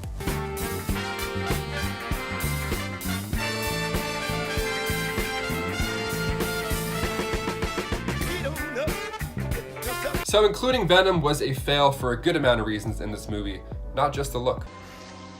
I like being bad. It makes me happy. Number 2, Galactus. Fantastic Four, Rise of the Silver Surfer. Okay, everybody heads up. We have a giant menacing space cloud coming in, and it's gonna kill all of us, so hit the deck. Galactus made his first comic book appearance in Fantastic Four issue 48 back in the 60s. He's referred to in this issue as the ultimate danger, and his looks match the description. He's the sole survivor of the 6th incarnation of the multiverse, and he was also the bad guy slash bad cloud slash thing that was coming in Fantastic Four, Rise of the Silver Surfer. We're used to seeing this guy as a giant powerful cosmic being, but his big reveal in this movie was not there at all. All we got was a little sneak peek at his silhouette. But why did this happen? Why did they choose to do a giant Nimbus cloud instead of a villain? Let me explain. So 20th Century Fox, their rationale for having the character as a cloud was apparently to keep him discreet, because they had original plans for him, and that was in a Silver Surfer spin-off. So they wanted that to be a tease, and then furthermore explore his true look and story in the movie. So they wanted to kind of tease him first and then bring him in to the actual Silver Surfer spin-off, which would have been great, but we never got that. And finally, number 1, Deadpool. X-Men Origins Wolverine. Okay, possibly the worst cinematic debut of Wade Wilson, and we got 2 looks in that movie that nobody wanted. 2 for the price of 1. Both were not received well. Now we're finally back on track with Wade Wilson. Just like Logan, we got that R-rated comic book character we should have always gotten. The merc with the mouth, and your plan was to sew his mouth shut. Okay, great plan. So he went from holding katanas wearing a red and black outfit to having blades in his arm while being naked. And what didn't help was the fight scene that followed this horrible reintroduction. Thank God they're trying again with these characters, but I mean, how many tickets do we have to buy to see your failed attempt? In at number 10, Secret Empire. Let's start off our list by looking at the most recent Marvel event on our list, Secret Empire. Secret Empire was a 2017 limited series that followed the series Captain America Steve Rogers, in which it was revealed that Rogers had been replaced by a version of himself that was loyal to Hydra, and had been working as a sleeper agent to quietly establish Hydra as the main world power. Really, it just got a bunch of people worked up over the fact that Cap was a Nazi, and more people worked up about the fact that he actually wasn't a Hydra member, and that it was just an alternate version of Cap. Oh, and the heated debates that came out of it too. On top of that, the creators of Marvel claimed that having a Nazi Cap wasn't any sort of response to the rise of fascism that we've been seeing in recent years in real life. Truth is, historically, comics have always been colored by the socio-political factors of their time. It's how comics started off in the first place in the 1890s with cartoon strips like The Yellow Kid. They're inherently political if you take a closer look. Not saying that it was Marvel's main goal here, but it's not something to ignore, that's for sure. In at number 9, Infinity Crusade. The Infinity Crusade, a product of the 90s, specifically 1993, was the follow-up to the Infinity Gauntlet and the Infinity War. and it wasn't nearly as good. A 6-issue limited series written by Jim Starlin, it followed Adam Warlock who, in possession of the Infinity Gauntlet, expels the good and evil aspects of his being to become a complete and total logical being, who therefore can use the gauntlet and not be corrupted by it. But in doing this, Warlock's old foe Magus, the evil version of himself from a future timeline, ended up being released from his body, along with the incarnation of Warlock's goodness, called the Goddess. And the whole series is Marvel's heroes fighting against the Goddess who has her own agenda. Compared to the Infinity Gauntlet and even Infinity War, Crusade pales in comparison, especially in terms of creating strong enough conflict for readers to be invested in it. Up next, number 8, Blood and Thunder. Blood and Thunder is a Thor event, and it can be best summed up as this. Thor goes crazy from something called the Warrior's Madness, and a whole bunch of powerful heroes need to stop him from destroying Asgard. Some of the art in it is very questionable, and Thor is basically an asshole to everyone he loves. He straight up beats Sif, who is his wife at the time. He beats up Beta Ray Bill by smashing him so hard into a planet that the planet breaks, and on top of that, the ties into this crossover have very little to do with the actual main story event. All in all, it felt like a sloppy way to have Thor fight the Silver Surfer and Adam Warlock. Up next at 7, the Clone Saga. Another one from the 90s coming your way at this number, let's discuss Spider-Man and the Clone Saga. Spider-Man has had a few questionable arcs in his time, but the Clone Saga, which ran from 1994 to 1996, is often one of the first controversial arcs that comes to mind. Now initially it was a story that was meant to wrap up within a year's time, but because of sales and how well received that first year was, Marvel had its writers stretch it out and continue it, which proved to not go over too well with fans, since the quality of the stories significantly declined. There were changes that people just didn't like. It's also worth noting that there was a Clone Saga in 1973 penned by Jerry Conway, and that's not to be mistaken with this 90s saga, although it does involve a character who was introduced in the 70s saga, Ben Reilly. Reilly was Spider-Man's clone in the 70s storyline, and in this arc he returns as Scarlet Spider. Peter would eventually be replaced by Ben, which did not go over well with fans. The original Green Goblin was resurrected too, and there was a bunch of questions raised by that fans had confusion over based on the continuity. The storyline complicated things a lot more for Spider-Man's character versus simplifying it and bringing it back to basics, which was what the creative team had initially intended to do with the arc. Number 6, Death of Cyclops. Quicksilver ends up assassinating Cyclops because he wants to carry on in his father's footsteps. No, Quicksilver, no! Did you not just see what happened during Ultimatum? It wasn't good. We do not need more hardcore Magneto. It was a mess. The other thing that was really weird about this death is that it didn't really lead to anything for Quicksilver. He said he wanted to follow in his father's footsteps, continue his dad's work, create a new brotherhood, but nothing big really ever comes of this. Like, I mean, he creates a new brotherhood, but it's just like a lot of running around without much going on. There's no through line here for this narrative. Number 5, Mr. Sinister. Like, I know Mr. Sinister is kind of a crazy dude, but I feel like we made him crazy in a less interesting way here in Ultimates, if that makes sense. Instead of being obsessed with evolution and teaming up with Apocalypse in order to improve himself, adopting the name Sinister because it's what his wife called him, Nathaniel Essex was instead someone who worked at Oscorp working on a potential new super soldier serum, because in Ultimates everything comes back to super soldiers. Now I personally feel that Mr. Sinister is lesser than in comparison to his 616 counterpart, who is both fabulous, wicked, ruthless, and strangely sane for someone who is so deranged. He's both sane and insane at the same time. I don't know how he does it. But what really irks me is how downplayed and modernized Sinister's look is here in Ultimates. I have 3 words: needs more capes. Number 4, Ultron loves Wanda? One of the weirdest things to happen in Ultimates was when it was actually just a straight up thing that Ultron loved Wanda. Some people have theorized even in the MCU that Vision only loves Wanda because Ultron did, but me, personally, I like to try and distance myself as far as possible from this really weird and strange plot when it comes to theories. I'm not saying that robots don't deserve love. They do deserve love. But in Ultron's case, maybe they don't. I don't know. Ultron saw Pietro as a major competitor for Wanda's affections. For more on that, see part 1 of this list. And when Ultron realized he couldn't have her, he decided no one would, killing her instead. He killed her because he loved her. This excuse in my mind never makes for a great love story or plot, by the way. Don't kill people because you love them. What is that? What is that? Number 3, World War X. I mean, this as an idea on paper seems pretty cool, but where it falls apart is, well, pretty much at the beginning. The whole issue is that the reason for these two groups wanting to actually go to war just doesn't really feel I don't know, justified. Basically what goes down here is you have Kitty Pryde ruling over Utopia and Jean Grey ruling over Xian. Or Tian. Not sure if I'm saying that right, but I promise I'm trying. It isn't even really explained how Jean Grey came to be the one in power. She was just appointed to take over by the surviving Zorn brother who died somehow, I think? I don't know what happened there. Jean wants Utopia and Xian to become one mutant nation, but Kitty isn't interested in joining. Jean says she doesn't want a war, but insists that Kitty started it, so now there has to be one? Even though she doesn't want one? All because Kitty killed some androids left to her by the Zorn brothers. Yeah. And from there, it just gets more ridiculous and weird. I like the idea of a mutant versus mutant faction fight, but this was a weird one. I think you gotta really make it justified, like with Cyclops versus Wolverine, when they kind of had like two different ideologies on how to approach leadership, and then it was like, which team are you? That makes sense to me. Number 2, extreme domestic dispute. Hank Pym and Janet Van Dyne have always had a troubled marriage in the comics. Ever since that fateful panel where Hank dramatically and intentionally struck Janet, Hank has been thought of as a troubled man who is more inclined to hurt the ones he loves and thus drives them away. This panel was intended by editor Jim Shooter to actually be redrawn, as he felt the moment should actually be an accident, not something intentional. However, they ran out of time to redo it, and to this day, this action has haunted the character of Hank Pym. So much so that on Earth 1610, it was simply imagined of like how much worse he could possibly be to poor Janet. They were like, how worse can this get? Here she tries to stand by Hank even after their relationship gets really rough. It gets really bad when she and Hank end up in a fight with one another, with Janet using her powers against him.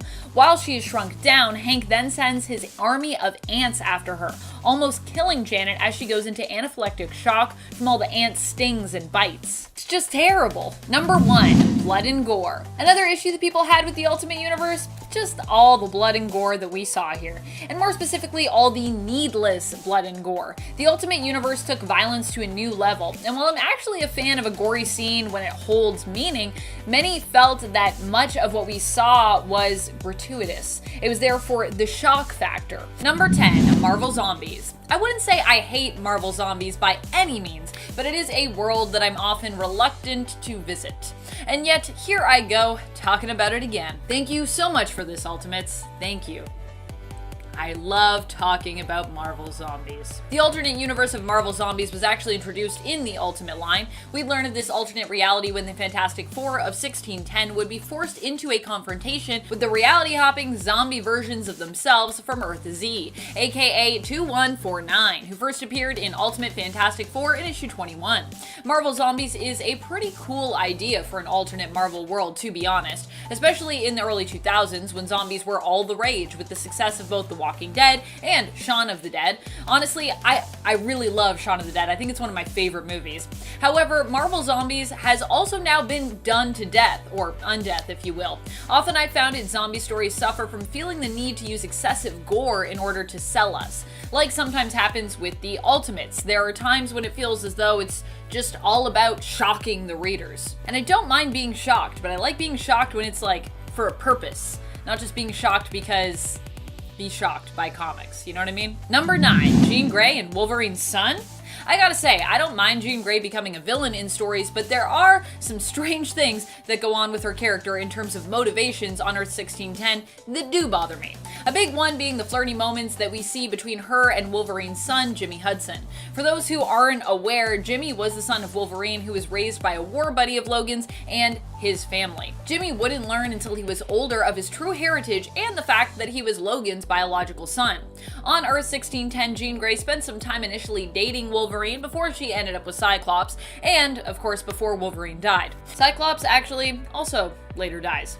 Jean just can't catch a break, I guess, in terms of her partner staying alive. Her being the former lover of Wolverine, though, is what makes so many of her flirtatious moments with Jimmy so uncomfortable and weird. He's the son of her ex. Like, what is happening? Also, maybe not everybody got those vibes, but I definitely got those vibes, and I want to be like, what's going on? And friends, before we move on to this next spot, if you are loving these lists, all the parts of them, be sure to let us know by giving this video a thumbs up. I know sometimes in fandoms we love to hate things, and I feel like that's sometimes what these lists are about. But that's okay. It can be fun, as long as it's all in good fun, and we can respect the cool stuff that we know about in the comics as well. Number 8, character motivations. Another thing that seemed to happen in the world of Ultimates was that some characters' motivations seemed to, make less sense than in 616. There were characters who were deemed evil for no real reason, or people who won fights without much explanation or justification for how they beat down someone who was kind of intended to be at their level or possibly above it. A lot of people wished others ill for strange reasons or did things that completely betrayed what they claimed to believe in. Of course, hypocrisy in the world is a very real thing, but I'm not sure we see hypocrisy every day that is quite at the level of what we saw with some characters in Ultimates. Number 7, Blue Tony. One of the weirdest things about Ultimates has to have been the initial origin story that we got for Tony Stark. Originally, Tony Stark was given a very different backstory from his 616 counterpart. He was born as one big brain. Due to his mother suffering from an accident while she was pregnant with him, his genetic makeup was affected and he developed neural tissue throughout his entire body. Hence why I say he's a big brain, despite the fact that, you know, he appears human. So just to be clear, he doesn't look just like a big brain. He looks like a person, but he is a big brain, technically. Tony would evidently be hyper intelligent because of this alteration to his genetics, but he would also have hypersensitive skin. Even the air just touching him felt like intense burns all over his body. Because of this, his father created an armor for him to wear and to protect Tony and allow him to exist semi-normally. This liquid armor his father created also turned his skin blue, hence me calling this point Blue Tony, because he was blue. This version of Tony would get 2 miniseries, but his origins would end up being one of the many things to be retconned away. Number 6, retcons. Retcons on retcons on retcons. Would you like some retcons with that retcon? When it comes to Ultimate Universe, there are so many retcons, it can actually be hard to even keep up with all of them. And so many things were just so bizarre that we might not even remember them as existing. Never mind them being retconned out of existence. Seriously, with Ultimates, I really need that retcon button. Friends, I need a button at my desk that I can just smash every time I find a retcon, so I can have like a counter of all the ones. And never mind the retcons we may have forgotten, there are also the ones that we do remember, jarringly so, because they were never even justified or explained. The retcons that just randomly showed up and you were like, wait, what's happening now? Did I miss something? No, it was just never explained. Or the ones that their explanations were so strange and far-fetched that we simply struggle to remember them because we're like, that doesn't even make sense, so I'm not even gonna put that in my brain. There is, for example, Wanda, aka the Scarlet Witch's death, but then she came back to life, her brother Pietro's death, who also miraculously actually comes back to life. I don't even know if that one was ever explained. Black Panther becoming Steve Rogers, but then just going back to being Captain America without much explanation of what happened to T'Challa afterwards. We know he went home, and so it kind of gets a little fuzzy there. And of course, we just talked about Blue Tony as well. That origin was retconned actually to be the plot of an anime series based on Iron Man that existed in the universe. Because why not? I mean, at least that's a reason that could make sense. Although, if you owned all of those 2 miniseries that were Blue Tony, you'd be like, what did I buy? I bought something that's apparently about an anime now in the world. How would you feel about that? Number 5, dropped plots. Within Ultimates, there were also tons of covers and teases for plots that never really led us anywhere. Hulk was apparently going to join the X-Men, T'Challa was meant to join the Ultimates, but he randomly left and then he never really returned. Quicksilver intended to follow in his father's footsteps, but never really built to any great huge plot. Magneto was killed by Cyclops, but then randomly just shows back up again to console his son, and then I don't think we ever see him again after that, so that's confusing. Various covers teased at scenarios that simply never came to pass. And I'm not talking about alternate covers either, I am talking about main covers. Comic book covers are supposed to give us an indication of the story to come, the story that's inside the comic, a hint at something that exists within that issue. Not completely mislead us with promises of grandeur, showing us scenarios or team-ups that just never happen. And with Ultimates, this was sometimes simply the way. For a world that was meant to be made less confusing by the fact that it didn't have years of continuity to deal with, the Ultimate Universe became really messy pretty fast. Number 4, Kitty and MJ fight over Spider-Man. This whole fight in Ultimatum just, it kills me. While Peter Parker in 616 is often either shipped with Mary Jane Watson, Gwen Stacy, or Black Cat, Felicia Hardy, in 1610, he, for a time, dated Kitty Pryde, who was about the same age as Peter, so it makes sense, it's kinda cute. And the two also teamed up together fighting crime as supers, which also, cute.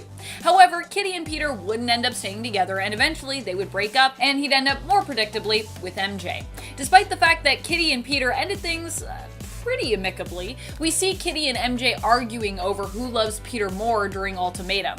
Just another reason to consider Ultimatum one of the lowest points of the Ultimate line. There is something so annoying and so ridiculous about these two girls bickering over who really loves Peter the most, especially as the world is like falling apart around them. I'm like, what's happening? Why are we having this conversation right now? Why are we having this conversation at all? I guess it's also just like, I'm like, I don't think that's what would be happening with these characters. In my mind, I'm like, I don't believe it. Number 3, Jonathan Hickman. One of the worst things to happen to the Ultimate Universe would probably be Jonathan Hickman leaving it. But also, maybe just Jonathan Hickman in general. Hickman was one of the creatives called in to help revive the Ultimate line after it had been murked by Ultimatum. In the end, the creative paramedics would not be able to save it, despite breathing new and exciting life into it. In fact, years down the line, after Hickman had left Ultimates, he'd kind of also be the one to destroy it, with his Avengers run where we learn about the incursions and where eventually the Time Runs Out storyline would take place. However, the Ultimate line might be gone, but the Ultimate Universe would be brought back to life later on. In fact, actually, Hickman is still a huge Maker fan, and even has been intertwining the 1610 version of Reed Richards' Children of Tomorrow into his current X-Men run and the world of X-Men with the Children of the Vault. So, it's like a mixed bag with Jonathan Hickman. He's like the worst thing to have left, the worst thing to have happened because he killed it. But he also, obviously, I feel like he loves Ultimates. I feel like it does hold a special place in his heart because I feel like he loves a lot of the characters there. So, yeah, I don't know. I love it. Who doesn't love the Maker, though? Am I right? He's just so cool. Such a freaky guy. Number 2, Wolverine creeps on MJ. One of the weirdest things to happen in the Ultimate Universe takes place during a case of the body swaps. Wolverine and Spider-Man wake up one day in one another's bodies without any idea of how they got there. Just like in the main continuity reality of Earth 616, these two don't really get along in the Ultimate Universe. They end up discovering what happened and making contact with one another, planning to meet up and basically figure out like how to swap back or like what's going on. But after this all gets resolved, we also learn that Wolverine, who is not just an adult man, by the way, but potentially a super old adult man due to his healing factor, attempted, while in Peter's body, to make very intimate and adult moves on Mary Jane, Peter's girlfriend, who here is also a teenager. Ew! Like, I know you have a thing for redheads, bub, but stick to redheaded adults, not teenagers. Ugh. Gross. Number 1, Ultimate Doom. Doom was such a mess in the Ultimate Universe just because of all the ever-developing retcons about which Doom was the real Doom. Victor Van Dame was our Doom of Earth 1610, but we later learned that actions we believed were him were actually a Doom bot, and that he'd also actually been replaced for a time by Mary Storm. He was like basically going into alternate realities. It's a lot. If you thought Doom of Earth 616 with all of his Doom bots was confusing, the continuity here is, well, it's really only more of a mess in my mind, especially considering how some important actions were later retconned as not being caused by Doom, and how it became confusing going back to know like when Doom was actually the true Doom or when it had been an imposter in disguise. Did you get all of that? Yeah. Me neither. Number 10, Thor and Hela. Starting off with an example of why the Ultimate Universe does some unnecessary stuff from time to time, Thor was forced to kill his supervillain's son to save America from civil war. But what's funny, well not funny, is that wasn't even the unnecessary part. So it begins in the aftermath of an event called Ultimatum, which we will get to much later on. Basically, Ultimate Thor ends up sacrificing his own life to save his lover, Valkyrie. While in the afterlife, in order to be reunited with and save Valkyrie, the goddess Hela makes Thor fight a whole army of undead soldiers, which he does. But then Thor asks what else he needs to do, and this goddess just starts undressing herself and demanding that Thor gives her a baby, which of course he does, and it doesn't even save Valkyrie. This comes back later with the child, Modi Thor's son, being raised by a much more villainous Loki, feeling abandoned and seeking revenge, trying to turn America into a new Asgard while wielding an Infinity Stone and forcing Thor to eventually strike down his own evil son. Number 9. Look what they did to my boy!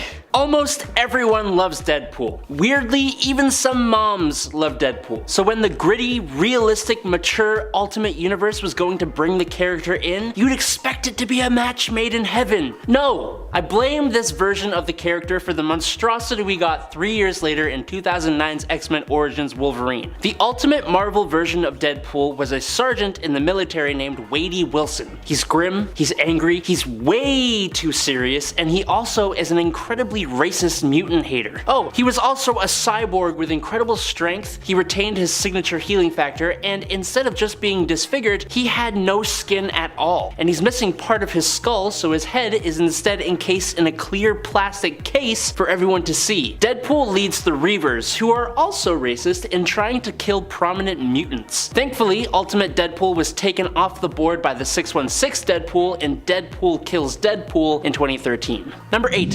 Hank Pym needs to chill.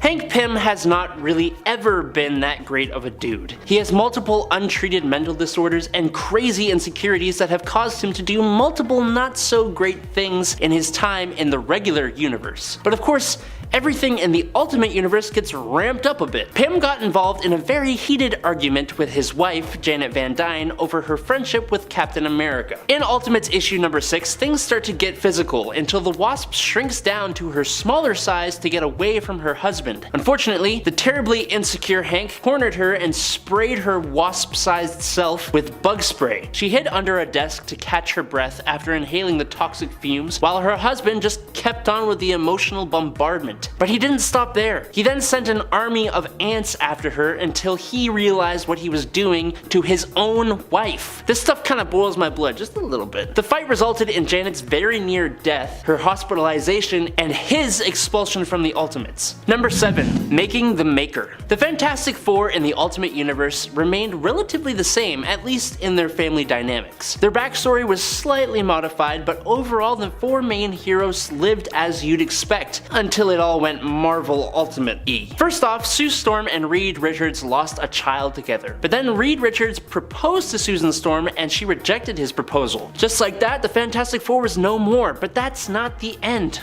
What came next, really quickly I might add, was Reed going absolutely bonkers, faking his death, de-lifing his family, planning alien terror plots around the world, being trapped in the negative zone where he primed his intellect by stretching his brain and skull, and he built an army. Since he was horribly burnt by the Human Torch, Reed took to wearing a helmet and founded the Children of Tomorrow, the Dark Ultimates, and he called himself the Maker. He became an incredibly evil Reed Richards. Number 6. Cap hates France? Look, despite the name, Captain America, Steve Rogers, is very much a protector of the world, not just America. So it was really odd when in Ultimates number 12 from Mark Miller, Brian Hitch, and Paul Neary, we see the Ultimate Marvel Universe Captain America verbally wailing on France, of all places. Captain America is caught in a fight with Herr Kleiser, an old German rival. Just for better context, Nick Fury is there too. Captain America is obviously the hero though, so eventually he gets the upper hand. It was just so odd that when Kleiser was pinned by Cap and asking for surrender, well, Cap digs his shield into the dude's stomach and says, "Surrender? Surrender? You think this letter on my head stands for France?" The comment was kind of fueled by the time period it was written in, as the states were entering into a war and France refused to join them, leading to some anti-France feelings in the real world. But this World War II era dig at the country left a bad taste in pretty much everyone's mouth, especially from a character that is supposed to be much, much better than that. Number 5. Wolverine. Why are you so weird? Look, I'm gonna get into all the weirdness that is the Ultimate Universe Wolverine in a sec, but one thing that kind of immediately sticks out is how this version of Wolverine seems to repeatedly swing for ladies that are a little below his age bracket, or like a lot below, and always redheads, which I guess kind of checks out from the 616 version too. Jean Grey, Firestar, and the one we're talking about today, Mary Jane Watson. In Ultimate Spider-Man number 66, Wolverine and Peter Parker end up switching bodies after Wolverine makes make some unwanted advances on the teenage Jean Grey, who psychically swapped their bodies. I don't know why she did that, but she did it. Wolverine finds some drawbacks, but apparently they pale in comparison to the perk that is the teenage Peter's girlfriend, Mary Jane. Wolverine tells MJ that he, in Peter's body, doesn't need to go to school, while also making some crude advances towards her as well. It comes off as kinda creepy and really cringy. Number 4, Wolverine. How you die. Now, on the topic of Wolverine, he himself has quite a few moments that make him kinda awesome and some that make him kinda horrible. Ultimate Wolverine is no longer feral, and he does not have the classic healing factor. Instead, he gets the survival factor, which is kind of a heck of a lot better. He can survive a heck of a lot, almost anything. S.H.I.E.L.D. chopped his body off, leaving only his head, and he breathed through his skin. They put his head in a vacuum and he went into stasis. Hulk ripped his body and threw it into another mountain range, and when Wolverine found that half, it was still fresh, no organ failure, no rot, and the blood was somehow still pumping. And he just put himself back together again with no issues. Ultimate Wolverine is unkillable by any means, no matter what you do. It was also implied that Ultimate Wolverine was the precursor of all mutants. He was sort of the first mutant in the world. So all the other mutants are basically products of Weapon X experimentation on Wolverine. On top of that, his blood could be synthesized into a substance that gives mutants insane power boosts. Marvel made Ultimate Wolverine insanely overpowered, and then they absolutely killed him in the stupidest way possible. He died because Magneto did a hand wave thingamajig, as someone on Reddit said, and apparently he destroyed every single one of Wolverine's cells while ripping out his adamantium. Number 3.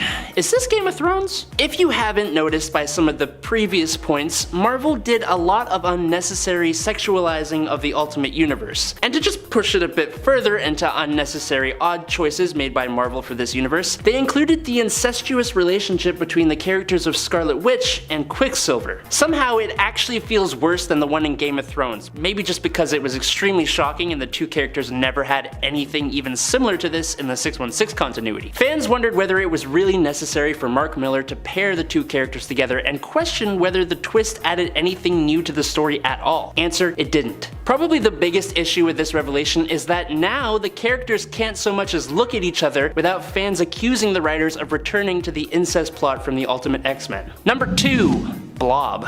After the events of that ultimatum thing, which I'm so close to talking about, many heroes were taken out and or unaccounted for. One such hero would be Janet Van Dyne, the Wasp. Now, as we know, Hank Pym, Ant-Man, was kind of the worst. And though a terrible husband, he still diligently looked for his missing wife. What he found instead was the villain the Blob feasting on her remains. It's probably one of the most striking images from the whole Ultimate Universe, but it just gets stranger and somehow worse. Enraged at the sight of it, Ant-Man converted to his giant man state and picked up the Blob in his giant hand and bit Blob's head clean off and spat it on the ground to the shock and horror of his teammates. And in at number 1 is Ultimatum. Ultimatum was supposed to be how the writers finished off the Ultimate Universe stories. Obviously it didn't turn out that way, but as you can tell from previous points, writers kinda just went a little haywire with things they would do with a dying universe story. Basically, Magneto, who has been a pretty brutal villain in this universe so far, goes even farther during the mega event where stakes were way high. Basically, after Magneto gains control of the Hammer of Thor and is manipulated by none other than Dr. Doom, he messes with the magnetic pillars of the world, flipping them on their head and sending weather into a frenzy. The big event was a giant tsunami called the Ultimatum Wave that basically put New York underwater and brought a giant casualty list along with it. Bruce Banner drowns, but the Hulk lives, the Wasp gets eaten, as mentioned before, and Quicksilver and Scarlet Witch are killed off. In a bit more of a divisive move, while the X-Men are looking for their fallen teammates in the wake of the tidal wave in New York, Magneto pays a visit to Professor X and in a pretty brutal scene, snaps the professor's neck. Magneto also rips the adamantium from Wolverine's skeleton and pretty much disintegrates him like we talked about before. Number 10, Civil War 2.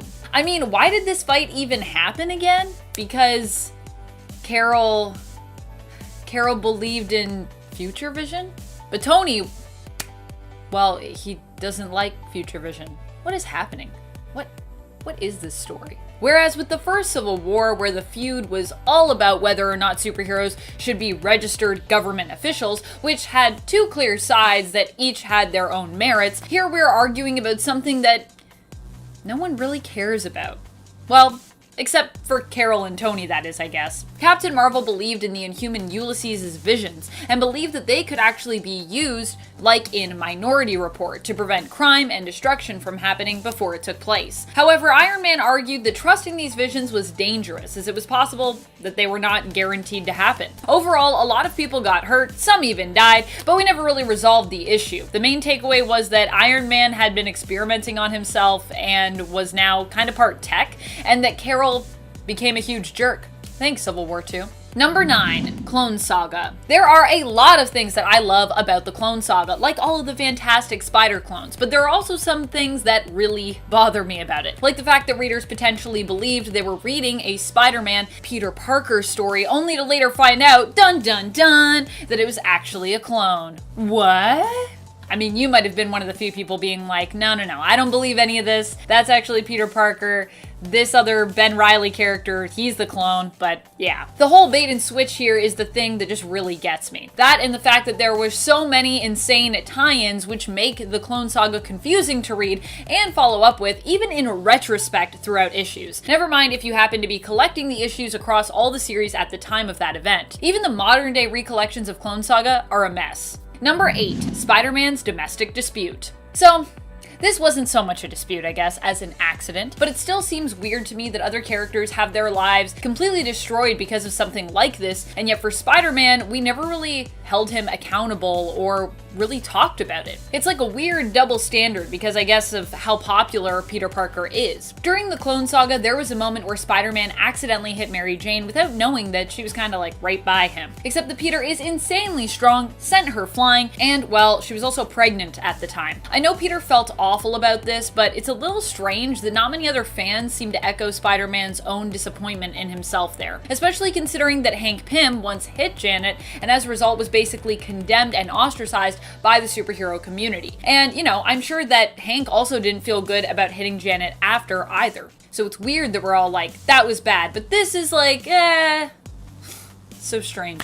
Number 7, Inhumans in general. I don't dislike the Inhumans, but what I'm not a fan of is how much Marvel tried to make them the New Mutants, all because they no longer own the rights to the super successful X-Men. Marvel attempted to elevate Inhumans to new heights, hoping they'd become popular enough to rival their mutant crew, who was making a ton of other people money over at Fox. When this plan didn't end up working out, the Inhumans instead were just tossed aside, and many of them would end up being killed off. The Inhumans are great, but trying to make them into something they're not, then discarding them when it didn't pan out was pretty not cool. The Inhumans deserve to be loved for who they are. They're basically like Marvel's superhero version of the British Royals, and I love them for that. Let's not try to make them mutants. It's not what they are. Number 6, Hulk eating people. The Incredible Hulk has always sort of tiptoed the line between being a hero and being a monster. In the 616 universe, we can more often than not say he is a hero, but in the Ultimate Universe, not a chance. For starters,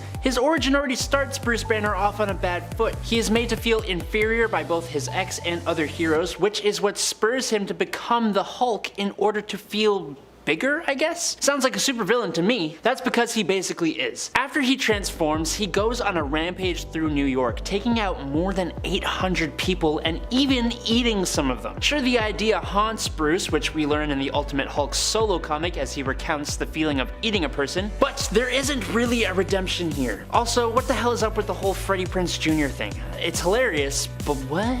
Number 5, lack of Sabretooth. Sabretooth has always been a pretty terrifying dude. He ain't nice, he's extremely violent and extremely hard to bring down. And even more so in the Ultimate Universe, he becomes bonded with adamantium similar to Wolverine and even has retractable bone claws out of his forearms, also like Wolverine. Doesn't really need them, as he also eventually has his naturally occurring claws on each fingertip as well as his fangs and teeth laced with adamantium to just bump up the amount of absolutely bloody carnage he can produce. If this sounds awesomely terrifying, it's because it is, which makes it a shame when he doesn't really do much. Sabretooth in the Ultimate Universe, similar to 616, is kind of just a lackey to Weapon X and then later to Magneto. It just feels wrong to make such an imposing villain more imposing but not give him much to do. Number 4, Sabretooth versus Angel. Oh, actually, there is one thing of note here that Sabretooth does. One thing that was incredibly brutal and unnecessary in true Ultimate Universe fashion. In the aftermath of Magneto's ultimatum wave, he and Sabretooth waited in the Arctic for the heroes to come and try to apprehend them in Ultimatum issue number 4 from 2009. The first to arrive was Warren Worthington III, or Angel, who came crashing through a window with a punch straight to Magneto's big old face. But after Magneto gave the go-ahead, Sabretooth pounced at the crash-landed mutant, scratching the living hell out of his back, tore off one of his wings with his teeth, seeming to enjoy the brief cannibalism, and then stomped on Warren's neck with his boot,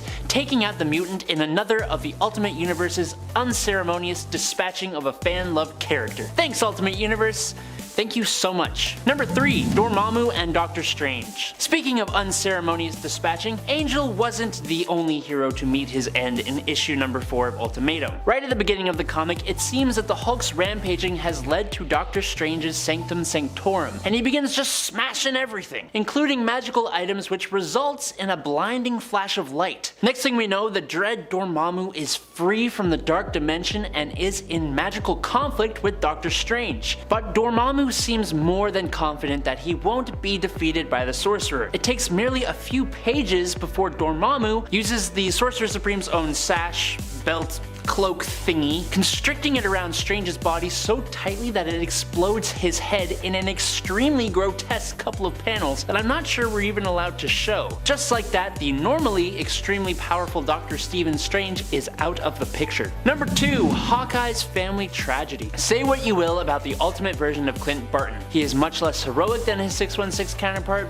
he is a S.H.I.E.L.D. sponsored killer, and he is much more of a secret agent. Ultimately, he is the basis for the MCU's version of the character, from his look to his family. But what the Ultimate Universe did to his family, or more specifically what Black Widow did to them, I should say, will likely never be seen in the MCU, which we should all thank our lucky stars for. As we talked about all the way up at the 10th point, Natalia Romanova did not turn out to be a great gal. She was working for the Liberators, a group of heroes from around the globe who were opposed to the amount of power held by the United States thanks to S.H.I.E.L.D. and the Ultimates. It was a cool, realistic concept, and one that could have opened up the comics to more worldwide inclusiveness. Instead, it was kind of just a way to make America seem superior. After Natalia's revelation as a traitor, she organized the assassination of her longtime Black Ops partner Hawkeye's entire family, even personally taking out his son Callum. For her crimes, Clint does put an arrow between her eyes in Ultimates 2's final chapter, as she is in a hospital bed thanks to Tony Stark giving her brain damage. It doesn't really help the whole situation. And in at number 1, Peter Parker comes back to life. One of the key things about the Ultimate Universe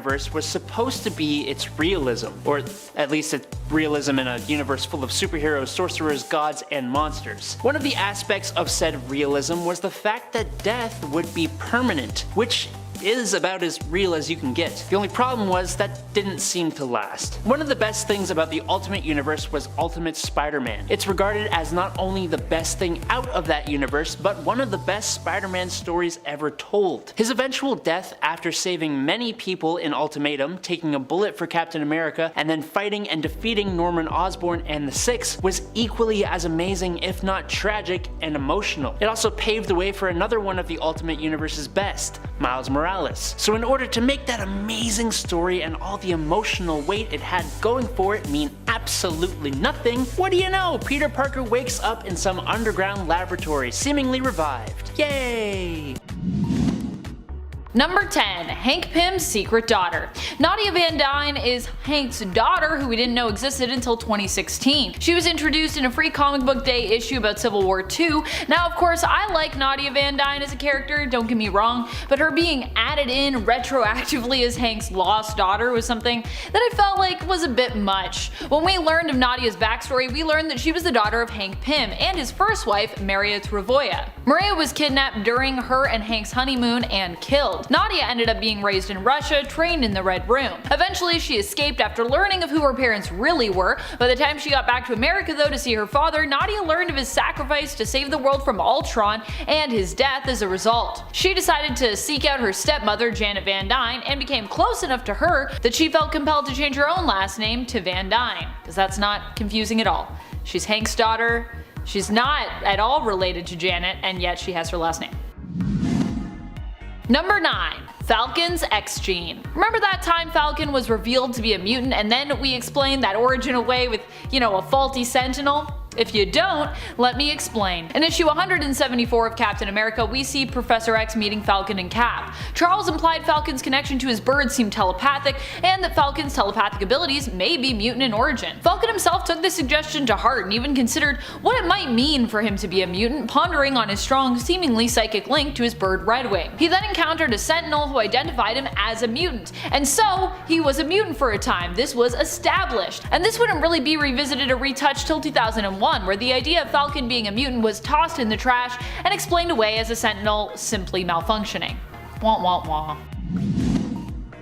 Number 8. Black Widow's confusing backstory. Natasha being a mysterious spy from Russia who switched sides means that yes, we are going to get a complex backstory for her, but it actually wasn't always that complex. Natasha was inspired to fight for her nation originally when her husband was assumed dead in combat. Her husband wasn't really dead, of course, and it was implied that this was all part of a plot to basically encourage her to fight for her country. Before that, Natasha was a renowned ballerina. Later on, however, this whole origin was revealed to be a lie when we learned that the Red Room had embedded memories of her being a ballerina in her mind. They made her think she had trained in ballet, but she hadn't really, because I guess that's what the Red Room does. They mess with you and give you fake memories. Her story was also changed from a woman who was inspired by her husband's sacrifice to put her own life on the line for her country as well, to that of a woman being blackmailed and threatened into becoming a spy in order to protect her husband. Number 7. Professor X married Mystique. Some retcons that are really strange come from film inspiration. As a lot of people discussed in the comments, many feel that Scarlet Witch and Quicksilver, for example, would still be mutants today if it wasn't for their being introduced in the MCU's Avengers franchise, which didn't have the rights to include mutants, so we had to kind of unmutant them. I feel as though the case was possibly similar for this weird, secret retcon. In 2013's Uncanny X-Men issue 24, we learned of Mystique and Charles Xavier's secret marriage, meaning that the child we saw Mystique gave birth to while in the guise of Moira McTaggart was likely one willfully conceived, as opposed to Mystique tricking Charles into sleeping with her, which would have been super weird and pretty not good in my opinion. In the X-Men prequel films such as First Class, which came out in 2011, we see a different kind of relationship between Raven and Charles. We get this weird love triangle between Charles, Raven, and Eric, and it seems more of that likely influenced this weird retcon plot point revealed in the comics in Charles's will. Number 6. Assassination attempts. While their attempt at killing Bruce Banner failed initially, it wouldn't be the last time that S.H.I.E.L.D. would try to take out the Hulk. Later on, Nick Fury would send Wolverine to hunt down Hulk. Fortunately, Wolverine would end up deciding against killing the Hulk, but it wouldn't matter anyways, as S.H.I.E.L.D. found a new way to control the Beast, finding something more useful to hold over his head so they could have better control over him, thereby no longer needing to kill him. Number 5. Ultimates. Banner would continue to work for S.H.I.E.L.D., but would also kind of become their hostage in a way. He would eventually end up joining the Ultimates, but was also used as a weapon by S.H.I.E.L.D., who would often unleash the Hulk on their enemies. All while this was going on, Banner attempted to get better control over the monster within him, but would also attempt and succeed in escaping from S.H.I.E.L.D. on a few occasions. At one point, they held Betty Ross, whom he loved, hostage in an attempt to control him. That's what I was talking about in the last point.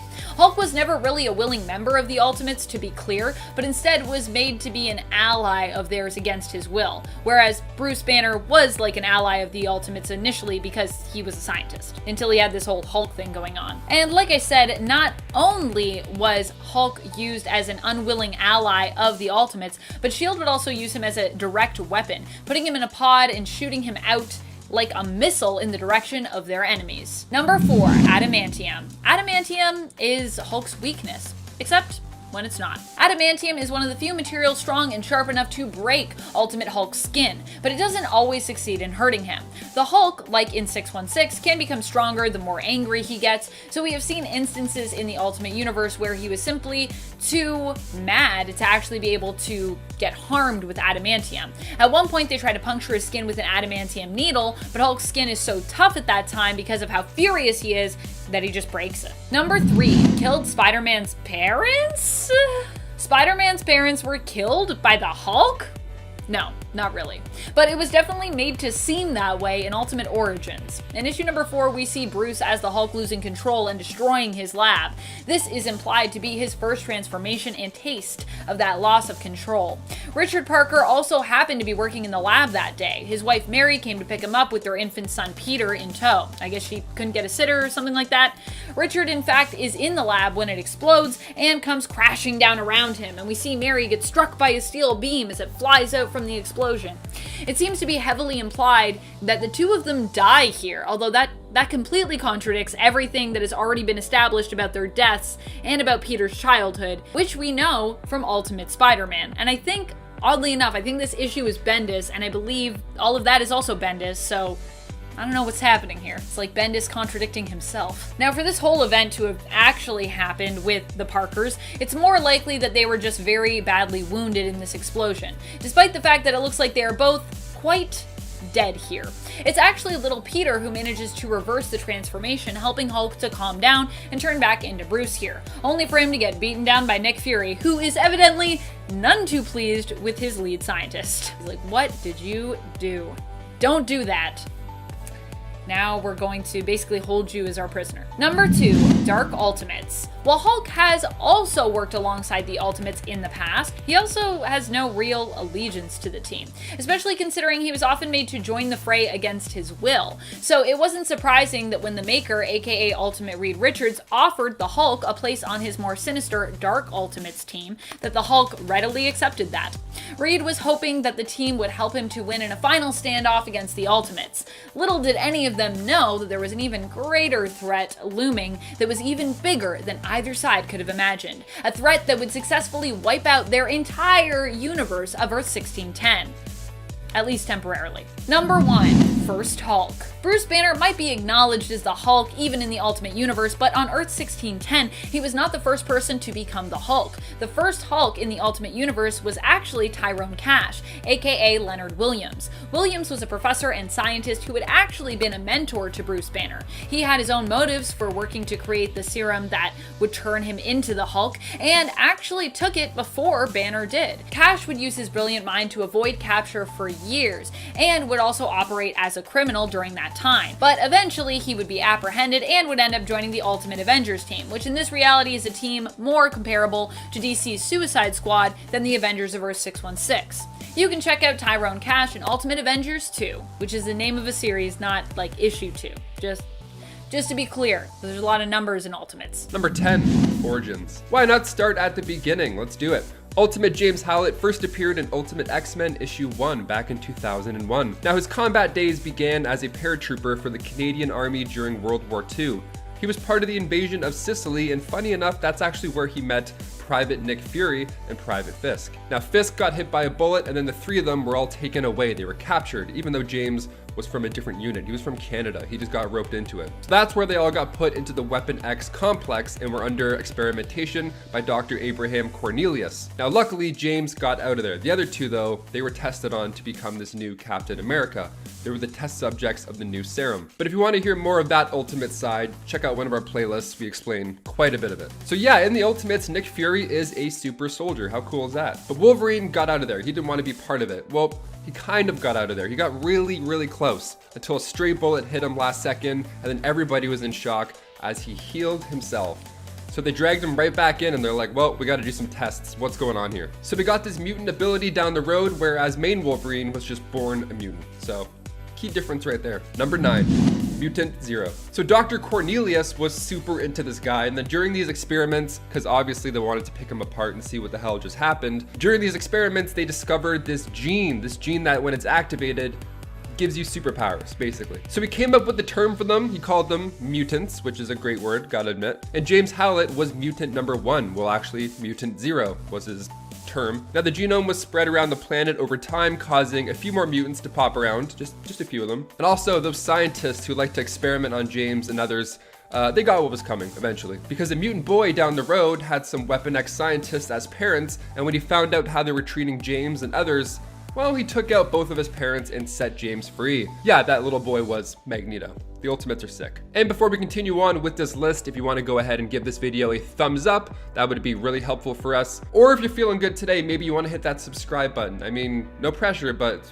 it's right there. Thank you so much. Let's get right back to the video. Number 8, Weapon X. So yeah, that whole thing with Eric was a big deal, but Wolverine was actually recaptured later on, this time by Colonel John Wraith, who was not fond of mutants at this point. There were a few of them and he was like, okay, this has gotten out of hand. And at this point, John was also the new head of the Weapon X program. So they wiped Wolverine's memory and gave him the name Logan. And this is where things got real for James, more real than before. This is when he was tortured. The other guy who was there, who was also getting tortured, his name was Victor Creed. And Victor was getting on his nerves the whole time. And this was when the adamantium was bonded to Logan's skeleton. So a lot of things happened during this time as well at Weapon X. So he was a mindless brute, and things took a turn one mission when he was deployed in the desert during the Gulf War. The truck got ambushed and Wolverine was let loose. This insane, mindless mutant weapon. No big deal at all. So he wiped out everybody. He took out every single member except for one guy, Nick Fury. He didn't take him out, he saved his life and carried him all the way to base because part of him still remembered meeting him early on in his life. Nick Fury actually recognized him as well and then came back later to set him free. What goes around comes around. Number 7. Brotherhood of Mutant Supremacy. So Magneto of course becomes an evil ruler in this universe as well, and he and Charles once shared a dream about creating a safe haven for mutants called the Savage Land. But a few arguments later and a pole in the spine, and now Charles is in a wheelchair, they're not talking anymore. So now Magneto is full-on villain and he creates this Brotherhood of Mutant Supremacy, and his first idea was to recruit Wolverine and attack the Pentagon. And that Savage Land ends up becoming the new evil headquarters, not a paradise. So Magneto wanted to take out Charles for good this time, not just paralyze him. He wanted him gone, so he sent Wolverine to get the job done. So Wolverine was undercover the entire time. Quicksilver actually almost blew it at one point, but Wolverine came through and impressed the X-Men. Number 6, joining the X-Men. So while he was in deep cover, Wolverine sparked up a romance with Jean Grey. Now he wanted to seal the deal, really make it look believable, so he went on with this fake romance. Thing is, Wolverine actually fell in love with her. Oops. Now Scott, aka Cyclops, was a little upset during this, and Magneto actually wanted Scott to be with Wanda. But Scott had other ideas. But Scott was actually undercover as well, so he was on the bad team and then Wolverine was on the good team. It was basically The Departed, but superheroes instead. The Jean and Wolverine affair gave Scott a reason to go and talk shop with Magneto. So he went in and then found out this plan, which was to wipe out Washington with Sentinels, and then the X-Men intervened and saved the president, who was naked at this time, just, because sure. And this is when Wolverine fully becomes an X-Men. He attacks Magneto, with Quicksilver even removing Magneto's helmet to make it easier for him.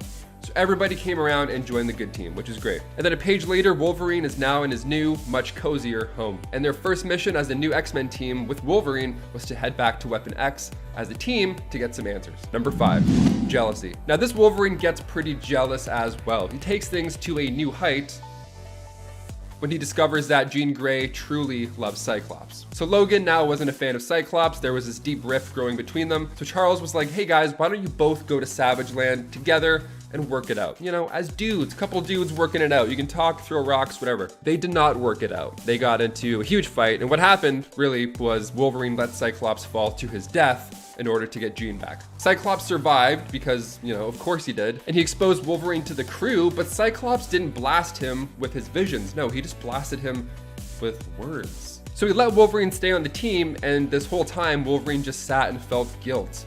He was like, damn, maybe I am not a good friend after all. Interesting. He started to become a leader and he let his past self die. He became a role model for the younger X-Men like Rogue, and then he ended up becoming pretty good friends with Cyclops, even though, he threw him off a cliff and all. Number 4, Sabretooth. So yeah, maybe you're wondering what ended up happening with that other insane guy, Victor. Well, when the team first went back to Weapon X, they came across Wraith and Sabretooth. Now, Sabretooth did one of the worst things ever at this point. He burned the files on Wolverine, literally just destroying his past right in front of him. And this leads them to their first violent conflict. They go back and forth, throwing each other into trees, and Sabretooth thinks that he's got him at one point. He's got him underwater, so he's holding Wolverine's head underwater, and he's questioning how exactly a healing factor will fix a suffocated brain, which is a great question. He's like, oh yeah, you hear that popping in your nose? That's your brain cells exploding. Now, it's cool, except Wolverine's underwater this whole time. He probably didn't hear any of this monologue, but it's still cool. But Wolverine's got that healing factor, which is probably stronger than we think. Number 3, healing factor. Ultimate Wolverine has been known to have a weaker healing factor than our 616 Wolverine, but it's kind of his main thing. I mean, Ultimate Wolverine can regenerate his body tissue so well that at one point, believe it or not, Wolverine was stuck under an iceberg, and the only way he survived was to bank on that healing factor, and he ate himself. The dude ate his arms, like he ate his body. It's like 127 hours, only, you know, he's fine. He just has to eat good. He ate strips of his own arm because he had to. I mean, he can grow it back, so it's not too horrible. No, that's still pretty horrible, actually, now that I think of it. Superheroes are wild because this opens up the meat dimension theory, which is just a blast. If you haven't heard of it, I strongly recommend you Google it after this. All this regeneration, where does the meat come from? Where does it go? Can he eat forever?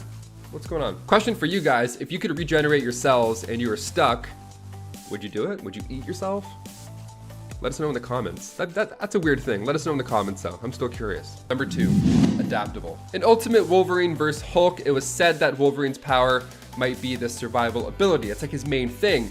Because at one point his head gets clean off his body. It's just taken off, but he's still alive. And Nick Fury makes a good point here. He's like, well, if it was a healing factor, he would still be dead right about now because it's just his head. Still doesn't make any sense. But Ultimate Wolverine's head was alive and well. Now, without his lungs, he should not be able to breathe, but he adapted and started breathing through his skin. So he's adaptable in the most ultimate way. Number 1, combat. So the way he's able to fight off Sabretooth after being held underwater is just by going right in between the legs. He fights dirty, claws are out, he's doing what he has to be done. Wolverine says, hey, at least I have enough brain cells left to cover my family jewels in a fight. And I gotta tell you, that's a great call. Also, that's a great sentence to say right before you toss somebody off a cliff. This guy loves tossing people off cliffs, eh? Wow. So the ultimate combat is a bit more dirty, a little more rough than his 616 counterpart, I'd say. But that's because he kind of has to be, because his healing factor isn't as strong as a 616, and even his adamantium skeleton is not that helpful. Adamantium is weaker in the Ultimate Universe, fun fact. But even so, one time Magneto ripped his skeleton out of his skin and Wolverine had to regrow his entire body back. That's the most painful thing I can imagine. I still don't want that to happen, healing or not. I would fight dirty even if my bones were made of adamantium and even if my skin still came back out of nowhere. Because pain is still pain, and I don't want any of that pain.